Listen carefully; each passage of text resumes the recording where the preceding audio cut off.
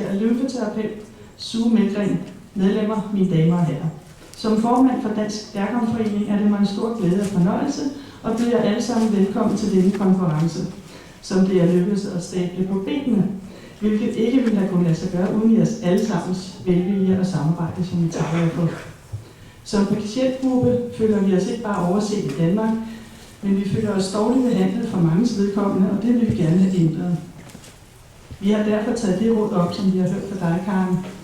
Vi vil larme, og bestyrelsen har haft et fint samarbejde med et af vores medlemmer, Annelise Lauridsen, mens vi har forberedt denne konference og de andre møder, som Karen skal have i morgen.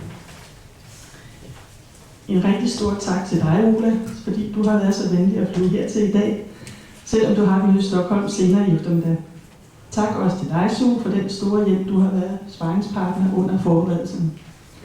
En stor tak til bestyrelsen for den kamp, vi har haft med arbejdet, og en kæmpe tak til Annelise Lauridsen, som er en stor ildsjæl og har knoklet på trods af helbredsproblemer og meget andet. Tak. Karen har været i gang siden kl. 10 med individuelle samtaler, og disse samtaler er der nogle stykker af mere, når konferencen er slut i dag. Men nu gælder det om at komme i gang, og med foredragene jeg giver herefter ordet til professor Louise Karolinska Herbst. Men vi tager lige på engelsk også. Professors Karolinska Herbst, Ola Winqvist, nurse and lymph therapist Sue Melgren, members, ladies and gentlemen. As chairman of the Danish Dercum Society, it gives me great joy and pleasure to welcome you all to this conference that we have managed to prepare, which would not have been possible without everyone's kind cooperation, which we thank you for. As patients with a rare disease, we feel ourselves not only overlooked in Denmark, but badly treated in many ways, and we would like to change that. We have therefore listened to your advice, Karen, and we have started making noise. And the board have had an excellent collaboration with our member, Annelise Lauridsen, while we have prepared this conference and the other meetings that Karen will have tomorrow. A very big thank you to you, Ola, because you have been kind enough to fly to Copenhagen today, even if you have a meeting later in Stockholm this afternoon. Thank you to Sue for support with all the planning.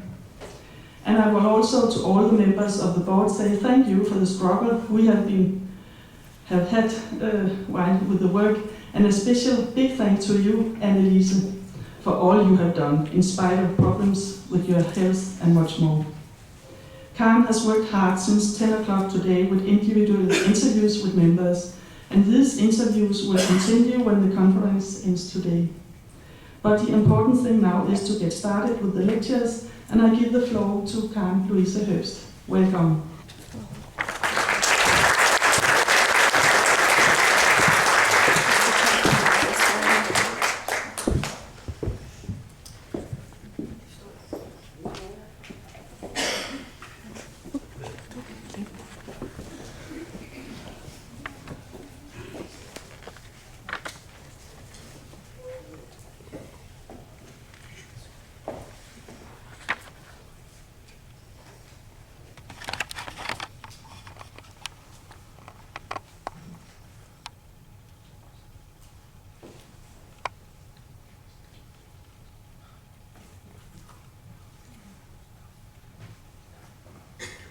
Good morning. Can everybody hear me okay? Yes. Great. I want to thank the organizers for inviting me to this meeting, and definitely Annelise, who has just worked tirelessly to, as you said, make some noise here in Denmark about Dercum's disease and other fat disorders. So just a little background on me. I'm an endocrinologist. I work at the University of Arizona, which is in the western United States, bottom part, very hot, very dry, no fish. So, been eating a lot of fish since I came over to Scandinavia. And I've been working with people who have Dercum's disease since 2006, so about 10 years now. And I also knew about problems with fat well before then when I was in my training. So I have definitely over 10 years experience. And I will say that we still know so little about fat disorders because it's a new field. Ola and I were talking and we've never been taught how to do a fat exam. Nobody has, no doctor has. So to expect physicians or other healthcare providers to know how to examine your fat when they've never been taught doesn't make much sense.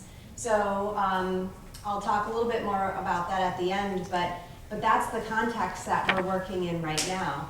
And for Dercum's disease specifically, it's been 127 years since it was first described, and we know so little.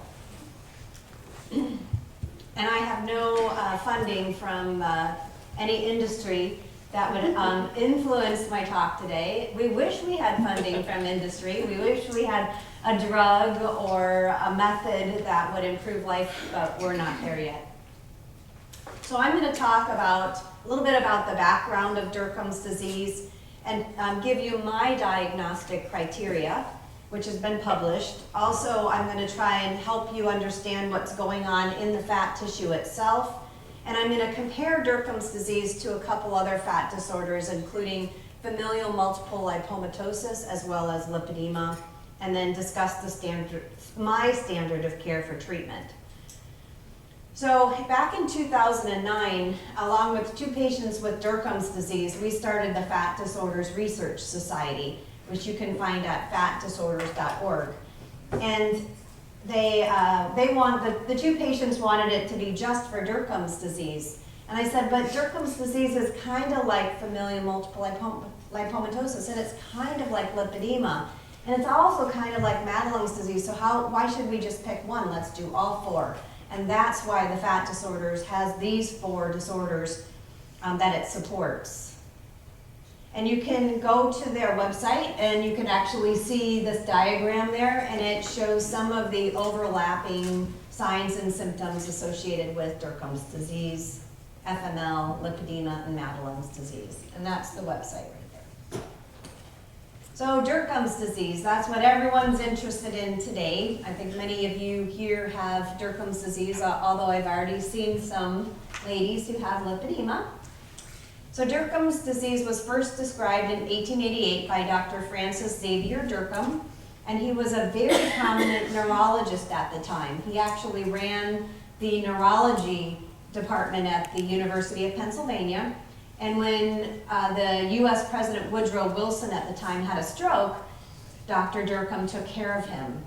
And Dr. Dercum also had many, many case studies on his patients. And when he died, he had his wife burn everything because he was worried about what would get out about President Wilson. So we lost all of his other cases on Dercum's disease. Any of his other thoughts are gone, so that's unfortunate. But we do know that Dercum's disease is a painful disorder. So lipedema is a painful fat disorder, Dercum's disease is a painful fat disorder. And we call the fat on the outside of our body subcutaneous adipose tissue. And I know a lot of people with Dercum's disease are very afraid that the fat is going to invade inside of their body and invade their organs. But that's not something over these past 10 years I've seen. So it really is a disorder that affects the fat tissue on the outside of the body, to my knowledge. And Dr. Dercum wrote in his first paper that he thought Dercum's disease was a disorder of the hemolymph system. And I will talk about that a little bit, but we know that heme means blood and lymphatics, so it's definitely, according to the statement, a vascular disease. And we know that when you develop these fatty nodules in the tissue, it's very difficult to lose the fat at that point. So it changes the environment of the fat tissue, so it's no longer responsive to diet and exercise. And we also know it's more common in women, and depending on the paper you look at, it may be 5 times more common in women, it may be 30 times more common in women. But at the same time, it does occur in men. It's not just a disorder of women. It's just more women are affected. And if you look at a family of Dercum's disease, And you look at the men and you look at the women. The men tend to just have larger nodules on their body, but they can remain thin. Whereas the women develop the fatty nodules and they become obese, which I find not to be fair. So there are many different synonyms for Dercum's disease. It's amazing to me that we have so many names to call this, and yet we know almost nothing about it. And I no longer use adiposis dolorosa, which is what Dr. Dercum first called it, and that means painful fat. And the reason I don't use that is because in the German literature, lipedema is called adiposis dolorosa. And so that was confusing to me, so I wanted to separate the two and try to see if there was a difference between the two. And this is Dr. Dercum's first patient. She was a 50 years young Irish woman. She was definitely postmenopausal. She'd undergone menopause at the age of 35. And her main issue was her pain. And as you can see, she has these large upper arms here, which is something that you tend to see in lipedema. And her fat was very elastic, meaning once it had stretched, it stayed stretched. Okay, it didn't have that pullback that normally you're supposed to have to keep your fat tissue smaller. Also, when they felt the fat, it felt very cakey, very sand-like, very grainy, and in certain areas it felt like a bundle of worms. And this is the second paper in 1892, and again, here's his first patient with the large fat tissue here and also folds of fat on her back. But you can see the other two ladies are also obese or overweight, and they also are postmenopausal. So it was this paper that caused everyone to say Dercum's disease is a disorder of the postmenopausal woman. But I don't think that's true. I think it can happen at many different stages of life. And this is a histogram of a questionnaire that we did, and it's showing that Dercum's disease can happen in children. It can happen in people, women or men in their 70s, and everywhere in between, with an average of about 33, 34 years of age, which is much younger than a woman who enters menopause, which is at about age 49 on average. So I don't think it's a disorder of an obese postmenopausal woman, although some women who are obese and postmenopausal do get Dercum's disease. And these are 3 examples of patients that I enrolled in a research study on Dercum's disease. And you can see that this young lady here looks just like Dr. Dercum's first patient. She also looks very much so like she has lipedema, and her tissue feels like she has lipedema. This woman here is overweight. You can see here on the back, I'm holding the tissue under the bra, and it's very firm and hard, and I call it a back boob. The boob's supposed to be in the front, but hers was in the back. And it's a sign that something's wrong with the fat tissue. And she also has many nodules in her tissue, and you can see I'm isolating one of them here. And then this is a young man who likes to cycle, and he obviously looks very healthy and buff, but he has multiple nodules on his body. He doesn't feel good. He has brain fog, he's got fatigue, he's got pain, and when we did a biopsy on him, the fat came out like spaghetti. So if all we had to do was squeeze and it would shoot out, which is not normal. If I cut any of you who doesn't have Dercum's disease, it shouldn't shoot out. That's just not what fat does. So the fat is definitely different. And with him, we just kept pulling more and more fat out of the hole, just like a kerchief. So I talked to a surgeon and I said, is that normal for fat? And she said, absolutely not. So definitely something different about the fat tissue. And again, a wide spectrum of presentation of Dercum's disease, which makes it a little more complicated to figure out. This is a cartoon that a woman drew for me, and you can see that all the lumps that she had on her body, and she also denoted areas where she was swelling.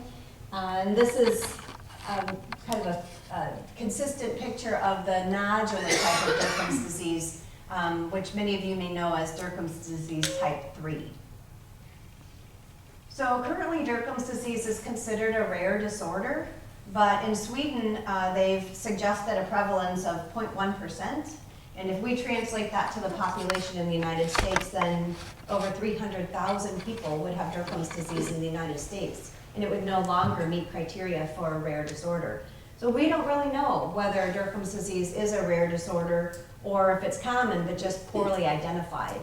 And in the United States, the National Institutes of Health, which is our top research institution, states that Dercum's disease is a rare disorder. So in my opinion, there are 3 types of Dercum's disease. I'm trying to get away from the type 1, type 2, type 3, because if you say to your family member, hey, I have type 2, what does that mean, right? So this is a more descriptive way of referring to Dercum's disease types. So the diffuse type is when you have these little small BBs in your tissue, and it tends to be very diffuse over the arms, although it can just occur around joints.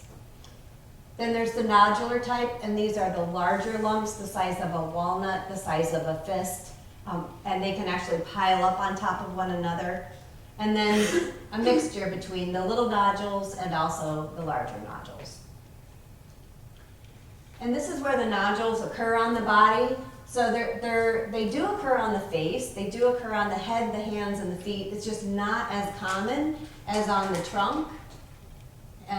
Both anterior and posterior, and on the arms and the legs. And then these are the signs and symptoms that are associated with Dercum's disease. And it seems very much so like fibromyalgia, right? You have the brain fog, you have pain, you have anxiety, depression, shortness of breath, rapid heart rate, some increase in diabetes above the general population, which is concerning.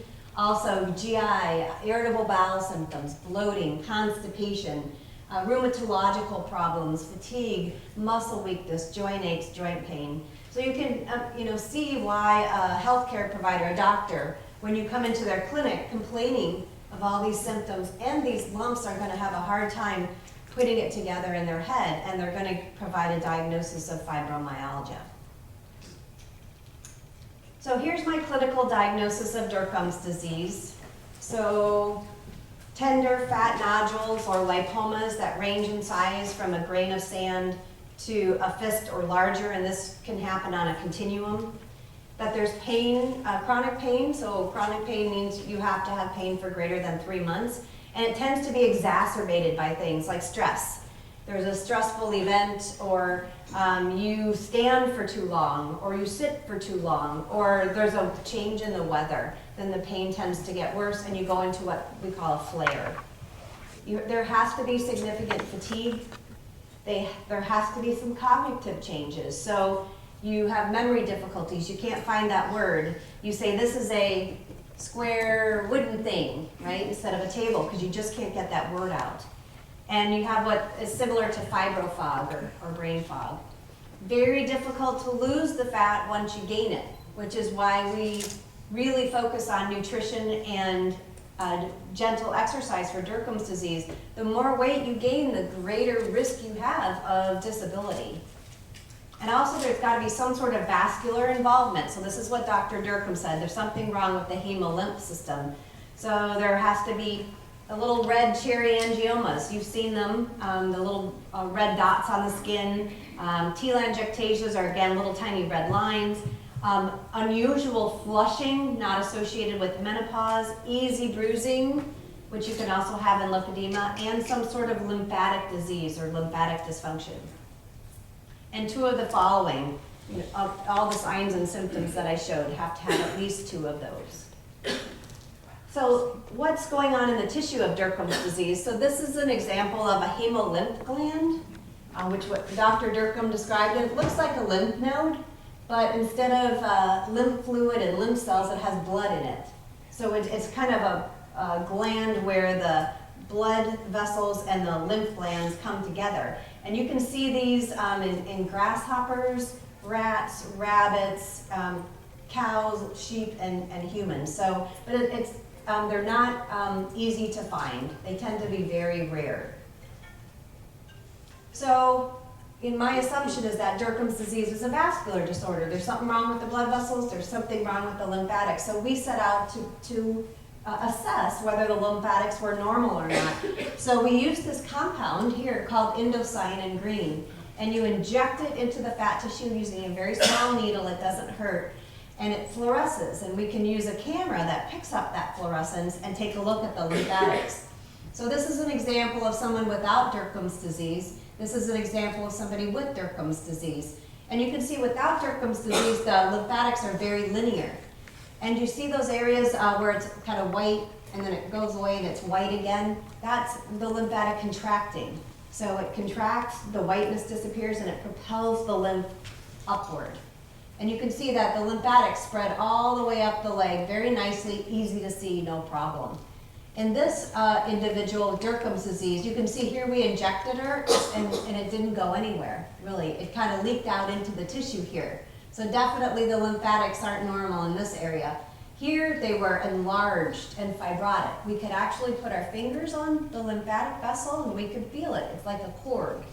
And that means that it's become fibrotic, and a lot of times in lymphedema, you get fibrotic lymphatics. So with Dercum's disease, we're now into the field of lymphedema because of what we found in the tissue here. And you don't see that nice linear lymphatic up the leg, right? There's something really wrong with these lymphatics. And also up here in the groin, we found this big blob of tissue, and that might have been a hemolymph gland. And we could feel it. It wasn't a lymph node, it was flat. And I really wanted to chop it out, but I was, can we just take that out right now?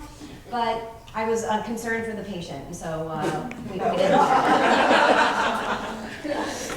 So at least we know that there is lymphatic dysfunction in Dercum's disease. And this is a paper of a German woman with Dercum's disease, and they gave her pregabalin for pain, but they also provided her manual lymphatic drainage, which is something that I was talking to patients today. You deserve to have manual lymphatic drainage if you have Dercum's disease. Why? Because you have lymphatic dysfunction. And when they did the manual lymph drainage on her, her pain went down. So she was very tender to the touch. You know, I think a lot of you probably know that if you have Dercum's disease and someone goes, "Hey, how you doing?" You're like, "Oh," yeah. Right? That's allodynia. It's pain when you shouldn't really have pain. Hers got much better. Along with her pain, her weight decreased. She had better function, and she had better motion of all her joints and extremities. So here's another example of how a lymphatic treatment improved Dercum's disease. So again, Dercum's disease has lymphatic dysfunction as part of its pathophysiology. So this is just a normal piece of skin and fat. Here's the epidermis and the dermis. So this is your skin right here. And underneath the skin, you have your fat tissue. And these are lobules. Here's one lobule, here's another lobule, here's another lobule. And they're separated by these fine pieces of connective tissue here. And we call that a fibrous septum. And that's normal. This is absolutely normal. So this is the cubital area right here on the arm. And this is a great place to find little nodules in Dercum's disease. In normal case, though, you've got your fat lobules and you've got your fibrous septa separating the fat lobules. So when you palpate it, it's smooth and soft. You don't really feel anything. But in Dercum's disease, there's this increased size of the fibrous septa, so that the lobules are now further apart from one another, and you can actually feel them in the arm as these beads. And so that's what the tissue looks like. And it could, and I know I just showed it right here, but it can occur diffusely over the arm, over the leg, over the abdomen. And this is where we actually quantitated that in the Dercum's tissue. We actually looked for whether there's more collagen or those fibrous, larger fibrous septa in Dercum's disease, and it was significantly higher than in controls. So here's Dercum's control. We also said, are there more immune cells in the Dercum's tissue? Is there inflammation? So we looked for macrophages, and you'll probably hear more about the macrophages from Dr. Winqvist, but macrophages are the guys that come in and munch things down. And there's a director, and it says, go munch that down, and off it goes. So when we looked at the Dercum's disease tissue, we found more macrophages in areas of the collagen. So it seems like inflammation is involved in the formation of this collagen tissue. And then we said, are there more lymphatics in Dercum's disease? And sure enough, no matter where we looked, in areas of collagen or areas of fat, we found more lymphatics. So the body is trying to compensate by growing more lymphatics. And when it does that, it grows these lymphatics very quickly, but the lymphatics tend to be leaky, so they don't work as well. And that may be why we see this lymphatic dysfunction in Dercum's disease. We also had a neuropathologist take a look at the tissue. We wanted to make sure we weren't making things up in our head or we didn't have a bias. And they confirmed that there was increased vascularity in the tissue of Dercum's disease. There was increased collagen. There seemed to be a trend towards more lymphocytes, which are the directors of those macrophages. And there was a trend towards an increase in the macrophages, also known as histiocytes. And there's more angiolipomas. And angiolipomas are lipomas that have lots and lots of vessels in them. And they're really not lipomas, they're actually vascular malformations. And the fat is growing to support this vascular malformation. So again, Dercum's disease is a vascular disorder. So we looked at the tissue a little bit more closely, and we looked at these lymphocytes. So here's a blood vessel here, and the little red things in there are red blood cells flowing through out at you. Watch out. And here's another, a smaller one. These are on the size of, close to the size of capillaries, or the smallest blood vessel in the body. And all these spots out here are the lymphocytes crowding around these vessels. And we stained for different stains, and we found that we have lymphocytes that are directors, and they have a memory. They remember past events, and so they're directing other cells, other lymphocytes to do some damage. And the only other time that I've been able to see that kind of picture is in massive localized lymphedema. And you can see this man has lipedema, and he has a big lump of fat here that's become firm and hard, and he has a blood vessel surrounded by lymphocytes. So again, Dercum's disease tissue and the lymphocyte surrounding blood vessel looks very much so like massive localized lymphedema. And this is a MRI from the National Institutes of Health. And again, this is one of the top research institutions in the world, wouldn't you agree? In the world, right? In the world. And they're studying Dercum's disease. So if the National Institutes of Health is studying Dercum's disease, do you think Dercum's disease is real? Maybe, yeah, right, possibly. Otherwise, why would they even bother, right? It makes sense. So I think that we can, if the National Institutes of Health is studying it, it's a real entity. It's not a foo-foo diagnosis, which is what people have suggested to me. So what you're seeing are the legs coming out at you, and they've been cut, and you can see muscle here, bone, and fat out here. And what they're showing here is that they're right in the upper medial thigh is a piece of tissue that's sticking out, and I saw some today, and it's full of fluid. This white area here is full of fluid. And you can see whether they image one way or another, it doesn't matter. There's a difference in this area, and they say that it's fluid. And their conclusions were that when they looked at people with Dercum's disease, they found some samples didn't have inflammation, but some samples did have inflammation, and that it was very similar to massive localized lymphedema. So now we've seen cellular accumulations in the tissue that look like massive localized lymphedema, and we've got imaging from the NIH that looks like massive localized lymphedema. And if you have massive localized lymphedema, it can actually be painful. And so they are wondering, is there a difference between the two, or is there an overlap, and will this make it difficult to diagnose Dercum's disease and separate it from massive localized lymphedema? So we actually took biopsies of the tissue, and we confirmed by looking at a cytokine that was elevated that there is inflammation in Dercum's disease. So whether we look at imaging and they find inflammation, or we take biopsies, we find inflammation in Dercum's disease.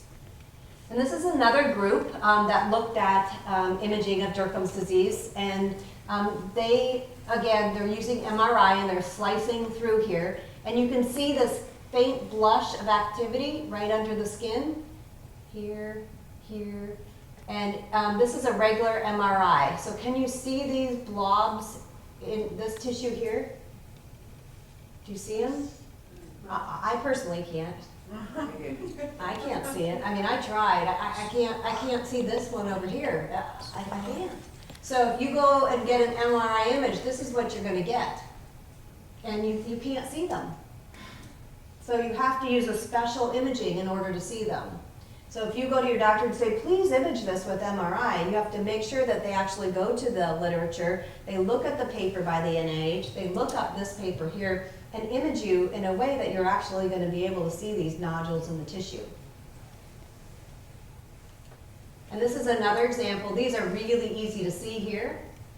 And you can kind of see them here, right? It's a little bit more easy to see here. But these are going to be more like angiolipomas. So if you don't have angiolipomas, again, with regular MRI, it's going to be difficult to see. And their conclusions were that the lipomas were right under the skin. So there's some sort of association between the Dercum's lipoma and the skin, and we don't know what that is. Normal single lipomas that happen in other people that don't have Dercum's disease can be present anywhere through the fat tissue, not just stuck up under the skin. So there's something very special about these lipomas. And they were actually oblong. They were not perfectly round. So again, they were associated with the contour of the tissue. They were growing and responding to something in the tissue. And most of the lesions were small, and they had this blush-like appearance. So I went to our MRI folks when I moved to Arizona, and I said, Dercum's disease is a vascular disorder. Help me show that.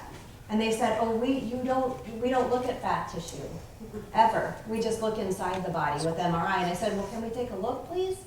So they did. And you can see here in this person who has diffuse Dercum's disease, so the small little beads throughout.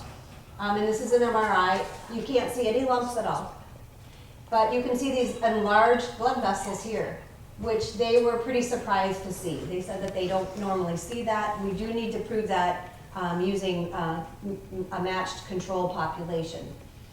And then we also use special imaging, and you can see we found these nodules, again, right up under the skin here. And then if we just use regular MRI, we can't see them anymore, but we can definitely see the enlarged blood vessels here. And if we just do a shot through the body here, I think it's really clear that you can see the multiple lipomas throughout the abdomen. And then I said, well, are the blood vessels associated with the lumps? So here we had a beautiful image of the lump right here, and here's blood vessels coming out. So yes, the nodules are either, they're being fed by these enlarged blood vessels. And so we wanted to trace it down. So where is it coming from? So we traced it down here, down here, down here, and you can see it's coming right out of the muscle. So the muscle blood vessels are actually feeding these lipomas in the fat tissue. I'm not exactly sure what that means, but it definitely means that the nodules in the fat tissue are stimulating the formation of blood vessels so that they can be fed and stay alive. It's done. So people with Dercum's disease have painful nodules in the fat and many other signs and symptoms of systemic illness. And we know now that Dercum's disease is a disorder of the vascular system. There are lymphatic irregularities, there's an angiogenic response to these large numbers, and there's inflammation and fibrosis that we can find by MRI and by doing biopsies. These small little beads in the tissue remain very difficult to image. So I want to compare to familial multiple lipomatosis, which was also discovered in the 1800s. It's an autosomal dominant disorder, meaning you have a 50% chance of passing it down to your child. It can be found in men and women. The lipomas vary in size, as shown here. And they're rubbery, like chicken fat. And in general, they're not painful unless they're growing. Sometimes people say, oh, I feel a little pain, and then the next day they notice that there's a new nodule there. And there's a publication from the 1950s that says, if a person with familial multiple lipomatosis, or FML, goes on to develop pain, that's totally different than Dercum's disease. But I can't find any reason why, and they didn't say. So this is a family with familial multiple lipomatosis, and if you're affected, you are dark on the left-hand side, and like here. And if you're obese, you're dark on the right. So this is a obese affected woman, which is a circle, and this is a thin affected man. And neither of these individuals have pain. But this woman's children, a couple of them have pain, but a couple of them do not. And according to Dr. Rebecca Campen, who's very interested in Dercum's disease, she said that this is a family with FML with Dercum's disease. So we don't have a biomarker, we don't have a gene, we don't know, and until we have that, we're not going to be able to figure this out. So we had a man who came to us. He had a long-standing history of lipomas and angiolipomas. And remember, angiolipomas are vascular malformations. He had pain in his soft tissues, and his main complaint was left arm swelling more than the right arm. And because he had these painful nodules in his subcutaneous adipose tissue, or SAT, we diagnosed him with Dercum's disease. And here he is. He's got multiple lipomas all over. We didn't even show them all. And here, these circles show that he's had lipomas removed. And so we decided to image him by lymphangioscintigraphy. And this is a nuclear medicine test. They inject a little bit of a radioactive chemical into your toes and your hands, and it's very painful, but then it's over. And right away, a normal lymphatic will pick up that radioactive substance. It'll just flow through the lymphatics. And you can see that here, you can see the black spots, but you don't see anything else. So he didn't flow for 30 minutes. And the radiologist, when he came in for the imaging, said, "Why are you here?" And he said, "Well, Dr. Herbst said I needed to have this imaging study." He said, "You're perfectly fine. You're normal. We're not going to find anything." And he said, "Well, Dr. Herbst said I had to have it." And he said, "Well, I'll do it, but we're not going to find anything." 30 minutes and no movement. At 60 minutes, he's got a little bit of movement into his groin and into his right armpit. But look at the left arm. Still by 1 hour, he's still not moving lymphatic fluid in his left arm. And finally, after 2 hours, we can see that he had movement into the armpit lymph nodes. So we believe that this man had delayed lymphatic flow throughout his lymphatic system. And based on this, we think that familial multiple lipomatosis, when angiolipomas are present, is a vascular disease, and that it also includes problems in the lymphatic system. So FML is a rare disorder. That's very true, I believe. Lipomas can be painful, which is consistent with the nodular type of Dercum's disease at this point, but again, without genetic studies and biomarkers, we really don't have anything, and hopefully work with Dr. Winqvist will help us out with that. Angiolipomas are vascular malformations that can be present along with lipomas, or they can just be numerous throughout the body. And so whenever there's swelling present in someone with familial multiple lipomatosis, we should evaluate for lymphatic dysfunction. So lastly, lipedema is a painful adipose tissue disorder. It was initially described in the Mayo Clinic in 1940, but there are pictures of lipedema in the literature in the 1800s. It's described as a fatty enlargement of the limbs, almost exclusively in women by the time they reach age 30, and we don't know its etiology, and we think it's very underdiagnosed. We think it's very common. So it's, there's going to be minimal pitting edema. So one of the fallacies is that they think if you have lipedema, you have to have pitting edema because of the name, and you call it lipedema, right? So swelling in the fat tissue, but you don't have to have pitting edema. You can push and push and push all you want, but it doesn't pit. But yet if you feel the tissue, it feels very heavy. So there is fluid in there, but it's not the typical pitting edema that you see with lymphedema or venous disease. And there's pain and tenderness on pressure and also at other times. There's persistent enlargement after you elevate the leg. It's unaffected by caloric restriction or even bariatric surgery. It's very, very difficult to eat by starvation or by exercise. And the swelling in the tissue actually worsens if you stand for a long period of time or in heat.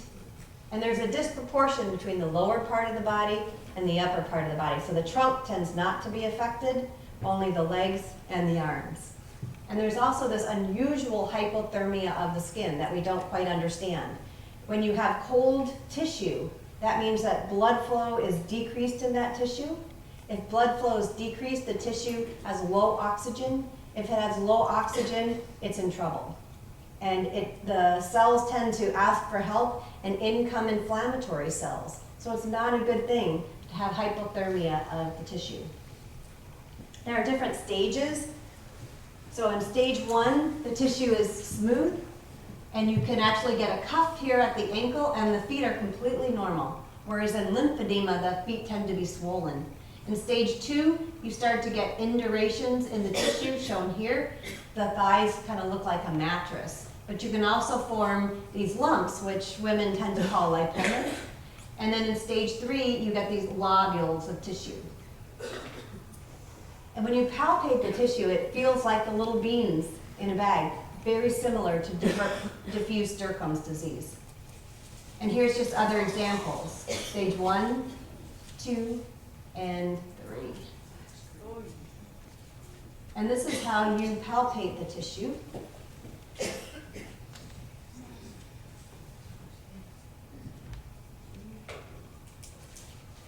Okay, it's not going to work.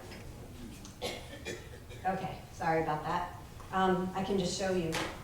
When you're looking for beads in the tissue, you take your fingers and you roll them in circles. You can't just push down hard because you're not going to feel anything. You've got to roll or dance your fingers because they have to feel those lobules bang against one another. And this is where the fat is located on the body. So here's type 1, just the hips. Type 2 down to the knees. Type 3 down to the ankles. Type 4 of the arms. And then type 5 is from the knees on down, and that tends to be actually more rare. You also get these fat pads in between the knees, and which are very, very tender. You also get fat pads under the knees, which are nodular and very tender. You can also get fat at the ankles, forming this cuff, and fat at the wrists, forming a cuff. And this is an example of type 4. Somebody call me? This is type 4. And this is stage 2, so you kind of mattress-like indentations, but she's got type 1, so only of the hips. And this is tends to be a lot less common. And this is what we call stovepipe legs. So it's just one big piece here, a similar size on the bottom and on the top. And this lady has lipedema stage 2, 3, type 3, all the way to the ankle. And this is a publication on Dercum's disease from 1909. And what do you see? Stovepipe legs. So does this lady have Dercum's disease or does she have lipedema? Looks very similar to lipedema, doesn't it? So back in the early days, in the 1800s and 1900s, I think what they were calling Dercum's disease was lipedema. It just hadn't been described before. So how do you distinguish between the two? They may be exactly the same. The nodular type might be different, but the diffuse type may be the same as lipedema. So if we try and differentiate between the two, we can see that in Dercum's disease, the chest, the trunk, the back are affected, whereas in lipedema, it's not affected in this area. You do find nodular lipedema tissue under the belly button, the navel.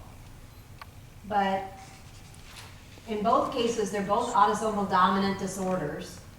Usually pain is a lot higher earlier on in Dercum's disease than lipedema. They're both rare in men.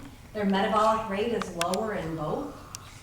And we don't really know about type 2 diabetes. It seems to be common in Dercum's disease, but does that mean that you just become a little bit more obese? And if you have lipedema, then we call it Dercum's disease? You know, is that what this is? It could very well be, because if you become more obese in the belly, then you're at greater risk for developing diabetes. So that fits. And then we also see these big fat cells in the tissue, and that means that the metabolic environment of the fat tissue has changed, and I think that makes it very difficult to lose by lifestyle changes. So we think that lipedema is very common in women. Everyone quotes about an 11% prevalence, but in other studies it can be high as 40%, so lipedema seems to be very common. And in the US, we think that millions of women are affected, but we need to validate these numbers. And this is what the lipedema tissue looks like. Kind of hard to see, I apologize. But you can see that these are fat cells and they're right up against one another. There's no space in between them. Whereas here in the lipedema tissue, you can see that there's a huge space in between these two fat cells. And in that space is fluid and fibrotic tissue and inflammatory cells. So here's these macrophages which are eating up this fat cell which has died. So there's death in the lipedema tissue, and there's also replication and production of new fat cells. So there's birth and death going on at a high rate. And also, it's hard for you to see, but there's this ginormous fat cell right here. So there's these big fat cells which are markers of metabolically changed tissue. And metabolically changed in the bad sense of the word. And this is what the lymphatics look like in lipedema. You can see these really thin areas. This is what the lymphatic is supposed to look like, and these are very enlarged areas here. So the lymphatics are starting to break open. They're swelling and forming aneurysms, and eventually they're going to pop and leak into the tissue. And here on an MRI, you can see these little white dots. Those are also enlarged lymphatics that are swollen and are about ready to break and leak. So lipedema, we think, is a common disorder, primarily in women. We know that the lymphatics are altered in the adipose tissue. The fat is unresponsive to diet and exercise, and pain can actually be a huge component. And at that point, we call it Dercum's disease.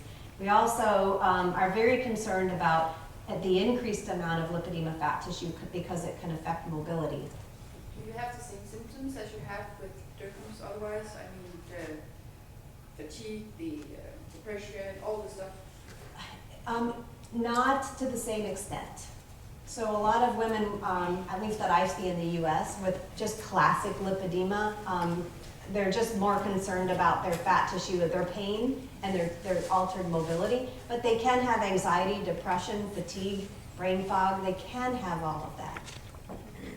But again, we need more studies. We need more research to try and tease that apart. So this is just a comparison of all of them. I'm not going to go through that because I've already said most of it, but it is published, so you can actually look this up on the internet. It's a free publication. So I just want to talk a little bit about treatment. And my standard of care for Dercum's disease is I send everybody for manual lymphatic drainage. And I think that that's what you should do here in Denmark. And of the ladies I saw today, all of them would benefit from manual lymphatic drainage. And from your manual lymphatic drainage therapist, you would get compression, and you would also get the opportunity to get a sequential pneumatic compression pump. So compression is an adjunct to manual lymphatic drainage. It's not the best idea for you to go out and throw on some compression until you've seen a therapist who's been able to declog your lymphatic system. Also, the pump I mentioned, and I also use lymphagogues. Lymphagogues are either natural substances or supplements or medications that improve lymphatic pumping. I also use food, exercise, and supplements to reduce inflammation. And I think exercise with Dercum's disease should be regular, meaning at least every day, and include swimming, walking, elliptical, stationary bike, Pilates, yoga, stretching, whatever you feel that you can do. And I also think everyone needs to be on a healthy food plan. And with all the fish here in Denmark, you guys have that opportunity. So no excuses. And surgery as needed. So I think that manual lymphatic drainage, even if you don't have lymphedema, and that's what you're going to run into, is you're going to go to a therapist and they're going to say, oh, but you don't have lymphedema. What do you want me to do? Here's a pair of stockings to put on your legs. See you later. They need to understand, they need the education to understand that manual lymphatic drainage is going to help you reduce your pain, and it's going to help you reduce your swelling and your propensity to flare with weather changes, stress, etc. And the therapists need to know that they treat your whole body. They don't just treat your legs, because they're used to treating lymphedema. They're only going to want to treat a leg or your legs. They have to treat your arms, they have to treat your abdomen, your chest, your back, your neck, your head. And we use this app to find therapists. I don't know if you can use that, but you download the app on your iPhone or your Android and you can actually find a therapist here. And I like compression for the whole body. You can see she's got a trunk compression, arm compression, and these are great leggings. They're high waist, all the way down to the ankle. You can also get them to cover the entire foot, or you can have an open toe. And these are really great for Dercum's disease, the Bioflect and Solidea, because the compression level is a little bit less, so you're not getting squeezed too hard. Because if you're squeezed too hard, it's going to hurt. And if it hurts, you're not going to wear it. And so it doesn't make sense to get really high level compression that you're not going to wear. And then here's the pumps. And I think if you respond to manual lymphatic drainage in a beneficial way, that you will respond to a pump. Here's the LymphaPress, which is here today. This is what we have in the US called the FlexiTouch. And this is just a cheap pump. And, but it at least treats the abdomen. So I do not like pumps that are only up to the groin. Because if you have Dercum's disease, your legs aren't the only thing that are affected. Your abdomen's affected as well. Your arms are affected as well. So I like the comfy pants more than I like something that stops it. So I say no to that. I also like dry skin brushing. So those hypothermic areas, those cold areas on the body, respond great to skin brushing. And skin brushing improves oxygenation of tissue and improves lymphatic drainage. It costs you very little to buy a brush, right? So it's free. You can do it every day at home. You can watch YouTube videos about how to do it. You can read about how to do skin brushing. You can start with a small part of your body every day if you feel too tired. For example, I'm just going to do my left arm for a while. Then you do your left arm and add your right arm, and then you slowly progress to include the entire body. And then exercise of all kinds. And this is one of my favorite exercises for Dercum's disease. It's called whole body vibration. You can either get linear vibration, so just up and down, or you can get the oscillating type, and it shakes your body. And it depends which one would be best for you. If you have spinal disease or knee issues, you probably don't want to oscillate a lot. You just want that vibration to flow through the body. So you want to make sure you get handles. There's one for sale that has no handles, and they show this really athletic woman on it. Well, she might be able to do that, but if you have any instability, you're going to go flying off. So make sure yours has handles. Make sure you have a really good motor that's made of metal, not of plastic, because it's going to wear out, and then you've wasted your money. And it's been proven to build muscle. There's no doubt about it. It's published. It's proven. It's been proven to improve bone density, which as European women, right, we all need that. It improves circulation, improves blood flow to the tissue. You're starting to see how this is perfect for Dercum's disease. And it increases lymphatic flow. What more do we want? And all you got to do is climb up, hold on, and just stand. For how long? You can do it as little as a minute. As little as a minute. If you have artificial knee, then You should be fine with an artificial knee. okay. Yep. It's just if you have really, bad arthritis in your knee and not an artificial knee, that's when I just worry about the oscillating. Yeah. But the whole body vibration, you're not moving very much, Okay. so it's okay. And you want to start with high frequency, because high frequency feels really good and it doesn't move you very much. The lower frequencies are going to be more jarring. So as little as a minute, you can start with. You can build up, ladies that really like it, do it 30 minutes twice a day. Do you recommend that for lipedema as well? Yep, for lipedema, FML, everything, for me. But I guess it's a supplement. As a supplement to all other exercises. Yeah, as a supplement, yeah. Not only this one. Yeah, well, no, but there's some women with Dercum's disease who say, I can't exercise. This is a great opportunity to exercise. because every muscle in the body contracts when you use this. But yeah, it would be a fantastic supplement to like weekly swimming or daily stretching. And then here's a cell. Here's the DNA in the nucleus, and there's these receptors on the outside that communicate with the environment. And there's some special receptors that bind to adrenaline from your adrenal glands, right? Everyone knows about adrenal glands, and people say, oh, your adrenal glands are fatigued, right? So these are the communicating receptors on cells that respond to your adrenal glands. And they cause muscle contraction, they cause your veins to contract, your lymphatics to contract, they work with your pancreas, they do all sorts of things. And if we take adrenaline from your adrenal glands and put it onto a lymphatics, the lymphatics have these receptors and they actually contract. So that would probably be a good thing for us to have. So if you have fatigue of your adrenals, then maybe your lymphatics aren't contracting very well. And I use what's called dextroamphetamine. Do you have Adderall here for attention deficit disorder? Adderall, Dextro, because Sweden doesn't have it, right? Yeah. No, we use Ritalin. You have Ritalin. Yeah. I don't know if that works the same, but I use this compound called dextroamphetamine because I know that it's going to improve lymphatic pumping. And it also binds to a fat cell here, and it causes a decrease in the size of the fat cell. So it reduces fat and improves lymphatic pumping. So this is a 52-year-old man who had nodular Dercum's disease, and you can see he's got these lumps in his tissue here, and this is before I gave him dextroamphetamine, and after I gave him dextroamphetamine, they had almost resolved.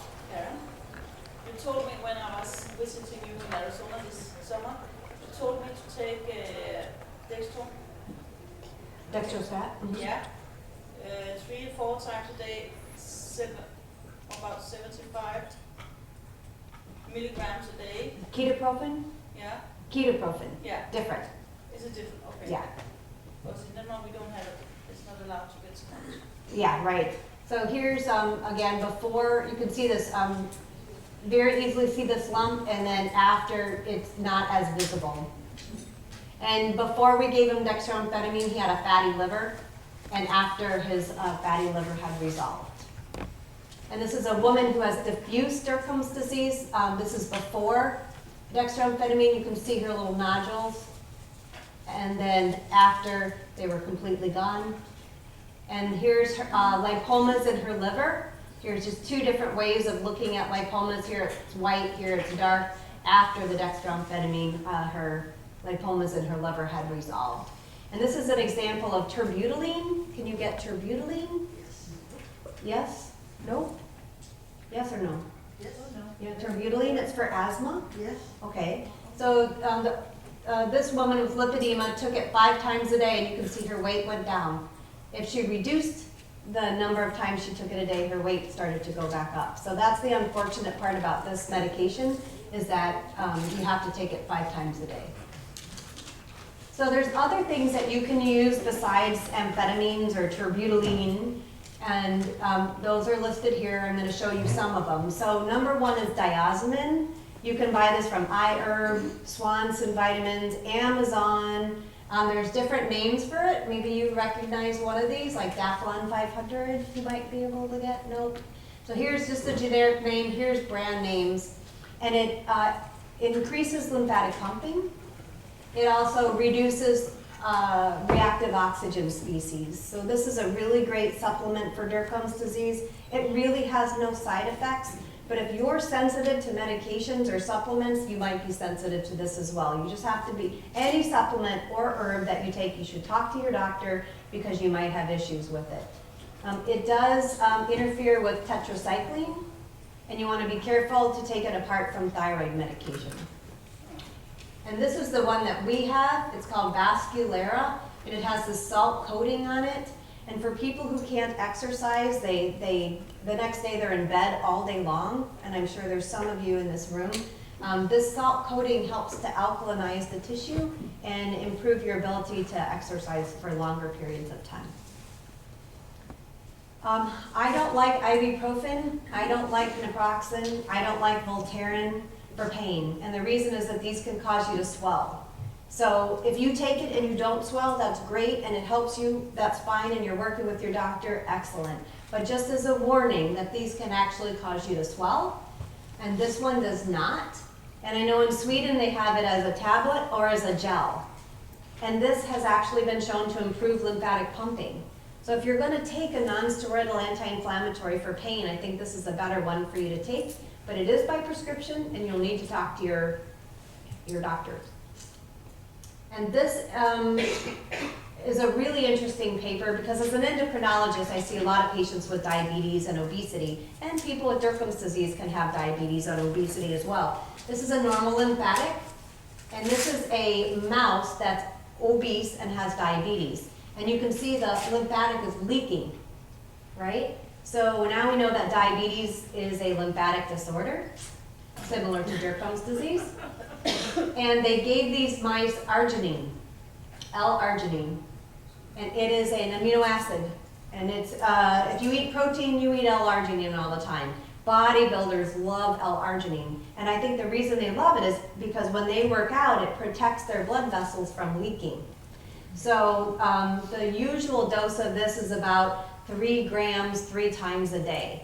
And this has no side effects. You can buy it as a powder online. It's extremely cheap. It stirs into water. It doesn't taste great. So you probably want to put like a little coconut water in there or some juice, or you can put it in your soup. You can put it in your tea, but it'll taste like fish. But it's cheap, easy, and I really don't see any reason why anyone couldn't take this. But again, you should talk to your doctor. And bariatric surgery, I think, is a great idea if you have Dercum's disease and you have diabetes, or you have Dercum's disease and you have obesity, because the last thing you need are complications associated with metabolic disease. However, if you have bariatric surgery, it's not going to resolve your Dercum's disease or your lipedema, but it will take care of the metabolic issues, and I think that's worth it. Can you explain what that was? This young lady? Yeah. Oh, bariatric, gastric bypass, No. gastric sleeve. I don't like the band. I don't know if you guys have the gastric band, but that's my least favorite. I don't think anyone with Dercum's disease should put something inside their body like that, because too many of my patients have had complications, and then the surgeons won't take it out. And they form lipomas around them, they have pain, and the surgeon says, I'm not taking it out. You're too great of a risk, and so you have to live with it for the rest of your life. So I would be very careful. Yep, I'm almost done. This is a patient who with familial multiple lipomatosis who had a gastric bypass. And you can see she lost her obese weight and kept her lipomas. And I also think you need to be very careful if you're going to have liposuction or you're going to have lipoma removal. You want to make sure that you do everything you possibly can to make your tissue as healthy as possible before you have that surgery, so you can have the best outcome. And then lastly, this is a CVAC. I think I showed this last year too. It's a cycling hypobaric chamber. It pulls air from around the body and puts it back in, and it's like a pump, but for the entire body. And we've actually shown in a publication that it reduced pain in Dercum's disease. So pain started out here. After they started the CVAC, their pain went up, probably because they moved some of that gunk out of the tissue. And then after 5 days, it significantly decreased.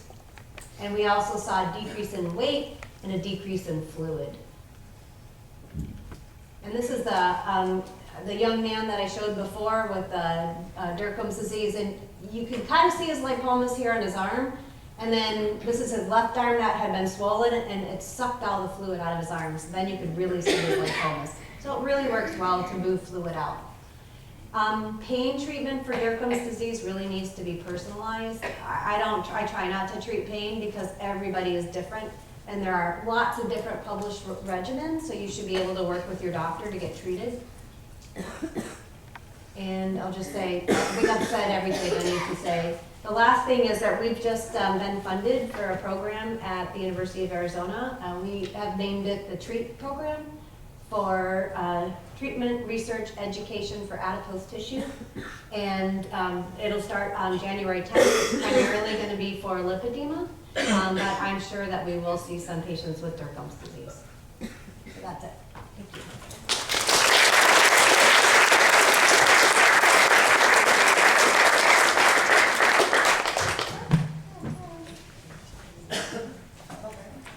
Jamen, så vil vi sige mange tak til Karen. Ja, lige et hurtigt spørgsmål, fordi Ola står faktisk og skal med en taxa til lufthavnen kl. 2, han har sådan lige en god time, han skal nå at fortælle. Han står og skal have flyet, når han er tilbage til Stockholm.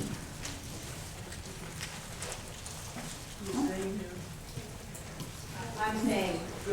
Ja, Karen hun bliver her, og der er blandt andet også et spørgegruppe på klokken 15 af. Så hun bliver her, men Ola står og skal tilbage til Stockholm her klokken. Har en taxa, der vender på ude på døren klokken 2. Velkommen. Okay, great. Thank you for inviting me. It's an honor to be here and an honor to talk after Dr. Herbst. Fantastic lecture, thank you very much. I'm an endocrinologist from the beginning, and about 100 years after Dercum described the disease as has been outlined by Dr. Herbst, I saw my first case. It was one of my mentors at the Department of Internal Medicine in Uppsala that demonstrated a woman with obesity and painful nodules. And we had no idea what to do with the patient, and still we are fumbling in the dark. But I think we are starting to take steps towards how to treat, but also how to understand the disorders. 10 years later, or 15 years later, I met a man with Dercum's disease, and that's the reason why I'm here today, and probably why Dr. Herbst is here today. We all know him, and he's very persuasive. But thanks to him, we've been able to start working together as a team. You know, the world is small, and I think one should benefit from taking advantage of knowledge from all kinds of arenas, areas, and expertise from all over the world. So I've been lucky and been introduced to Dr. Herbst, and we have met several times also in the US, and started to try to gain attention for Dercum's disease and to raise support, economical support to conduct clinical science. And that has been a major challenge. Dercum's disease, when do you have Dercum's disease? Well, we have been discussing this a lot, and that has been a major obstacle. I think one should be inspired and also acknowledge the work in the rheumatology arena, because many of the rheumatoid diseases are very difficult initially. They're all based on symptoms, they're all based on additional signs, and by the end of the day, hopefully, you get a biomarker. So I mean, this is the way I look upon Dercum's disease, that we are now in the arena where we're trying to get a very nice way of looking into the conditions that we call Dercum's disease. We try to make stringent criteria, where I think the localized painful fat nodules that have been appearing for an extended period of time is a very good starting point. I mean, some of the symptoms are diffuse. It is not easy sometimes to distinguish Dercum's disease from lymphedema, as we've been discussing. And the use of different types of classification systems is what is necessary to be able to scientifically go about to explore the reasons why we get Dercum's disease. I will get back to that a little bit later. Nevertheless, I mean, sometimes you find lab parameters that are arrayed in patients with Dercum's disease, and it's mostly in severe cases where we have an elevated erythrocyte sedimentation rate, SENCA, that can be increased. We also sometimes find that acute phase responses, those are usually proteins that are connected with all kinds of inflammations, and it doesn't tell you anything what caused the inflammation. It could be an infection, it could be problems with autoimmunity, and sometimes it's seen in Dercum's disease. And also, as one of the components, you may find elevated levels of complement. Again, rheumatologists are using these common tools to identify inflammation when you find it in rheumatoid disorders. So there is a commonality with rheumatoid disorders that we actually can find these signs of inflammation that are ongoing. I find it very bothersome now being a representative from a Scandinavian doctor that these patients are not taken care of. So I don't know how many of you have the experience that you may come to a rheumatologist who tells you, I know nothing about what you're having and you're not the rheumatoid disease. You may up in the endocrinology ward and they're telling you there's nothing wrong with your metabolism. I can't find any signs and you cannot be treated here. Or a dermatologist who refuses to work with you because I'm only working with the skin. This is too deep for me. So I mean, that's a huge problem, I think. And I agree with Dr. Herbst that one needs to make a little bit of noise to be recognized and to be able to make it and have a home where you get some doctors that find it interesting and worthwhile learning together with the patients to explore and understand the disorders.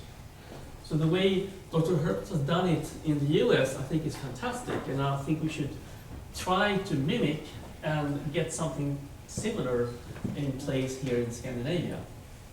I mean, most of you have probably ended up with some comforting general practitioner at the best. Usually not really knowing what's going on, but they're trying to help you and support you the best way they can. But that's where we are standing today. So, first, you are frequently found with a completely ignorant answer from the doctor. This is not a disease. You're imagining something, you're only obese. And since it's women, they think you're complaining, and many have been misjudged and misinterpreted, and I think that's a shame.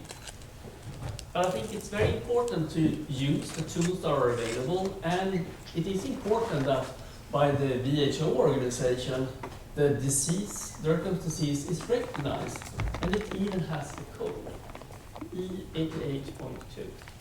So this means that it is a recognized disease, although the knowledge about the disease is poor in the general community of physicians. I mean, you should use this when you argue with your doctor that it is a recognized disease.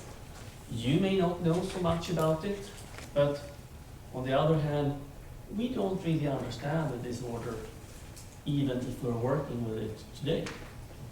So we need to understand that some of the diseases, for example, HIV with AIDS, wasn't recognized until very, very late when it became epidemic. And sometimes it takes time in order for us to understand complicated disorders. So the disorder emerges and the symptoms and signs come from something going on with the adipose tissue. So I mean, this is just a picture showing you the skin, and in the subcutaneous fatty tissue you have nerves and you have vessels and you have these lobules of fat cells. It's a pretty funny cell actually, because the most part of the cell is soluble.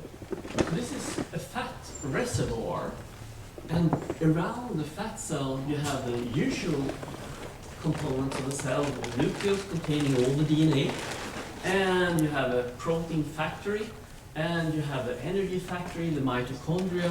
So it has all the components of a regular cell, but with a storage arena.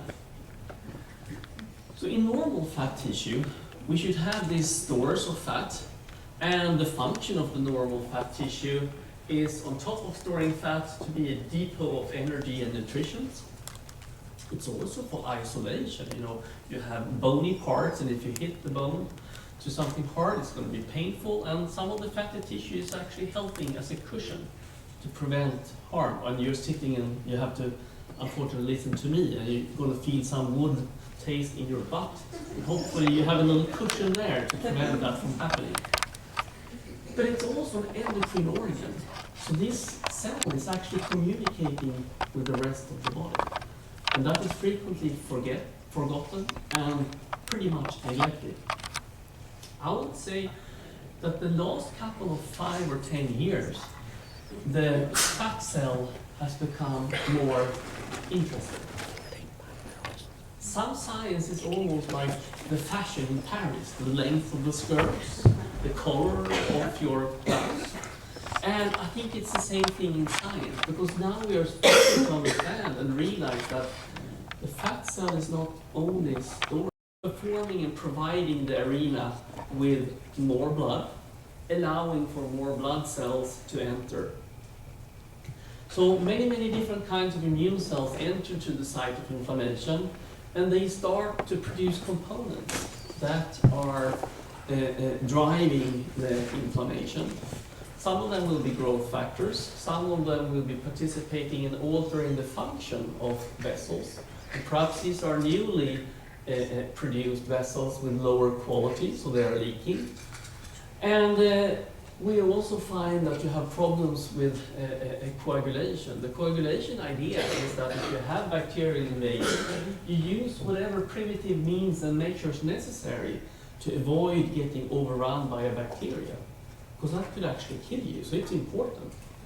But sometimes we have our systems that are initiated at the wrong time, or they're not regulated very well. And these systems are all integrated, and we're using them all at the time. So I would be very surprised if we not also find problems with local coagulation, perhaps clogging up vessels, altering how the vessels are working and so forth and so on. And then one tends to forget that at the end of the inflammation, we actually have the immune system taking part, and they are necessary actually to heal. So when we look at affected fat tissue, it may not only be Dercum, but other disorders of the fat tissue, you may find infiltrates of cells. And as you recognize here, as distinct from the normal tissue, that should only be white honeycomb fat cells, you find you have blue blobs of cells that are in between cells, and they are kind of accumulating, and these are immune cells. If you look at them in particular, you find a very important cell that become a member of the fatty tissue in patients with Dercum disease, and that is the macrophage. The macrophage is a very interesting cell that you can find here now in brown, that has attached to the wall of a vessel. It has migrated over the wall and has now become a member of the connective tissue outside the fat cells here.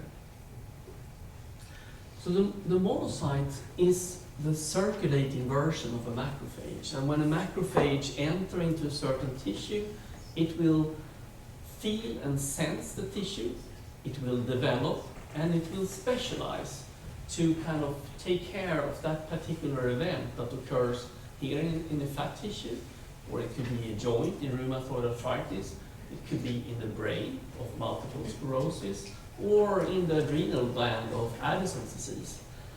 In the lungs, they become alveolar macrophages. In the liver, there are Kupffer cells and so forth and so on. But what is very important is that they belong to part of the first line of defense. When something happens, it's initiated. The bacteria is coming in, the virus infection is started, a chemical irritation is started. The macrophages enter into the site of inflammation. So they are extremely important in defending our body from being overrun from any harm. These cells have a lot of capacities. So, I mean, they are able to take care of bacteria or dying cells. They have lots of fancy names of receptors. They recognize immunoglobulins. They recognize bits and pieces of bacteria or viruses. They recognize foreign sugar residues, complement, and different cytokines. And the smart thing about a macrophage that is working is that it can clear dying cells. It's extremely important that dying cells, including bacteria, can be recognized. It is engulfed by processes initiated by the macrophage, and you actually make a special room. And this special room is internalized and fused by a specialized compartment containing a lot of really nasty enzymes and conditions that is going to degrade the bacteria or get rid of a dying cell. We know that many of the rheumatoid disorders, they have a problem with clearing dead cells. The factors we find that are elevated in rheumatoid disease and SLE, and they are also, sometimes not all the time, elevated in patients with Dercum disease, are immunoglobulins recognizing structures of the nucleus, they call ANA. So these antibodies suggest that we have an unregulated death of cells. And whenever you have that for any reason, may it be an infection, a tumor, or an inflammation, we will have immune recognition of our own structures. The macrophage is, I would think, it's the first violinist. Because the first violinist is the person that trains the symphonic orchestra. So all the practice has been done, the theme has been initiated, and you have had a great setting point. But every macrophage needs to discuss the problem that they have just engulfed. And they do that by migrating to a site of specialized immunodiscussion.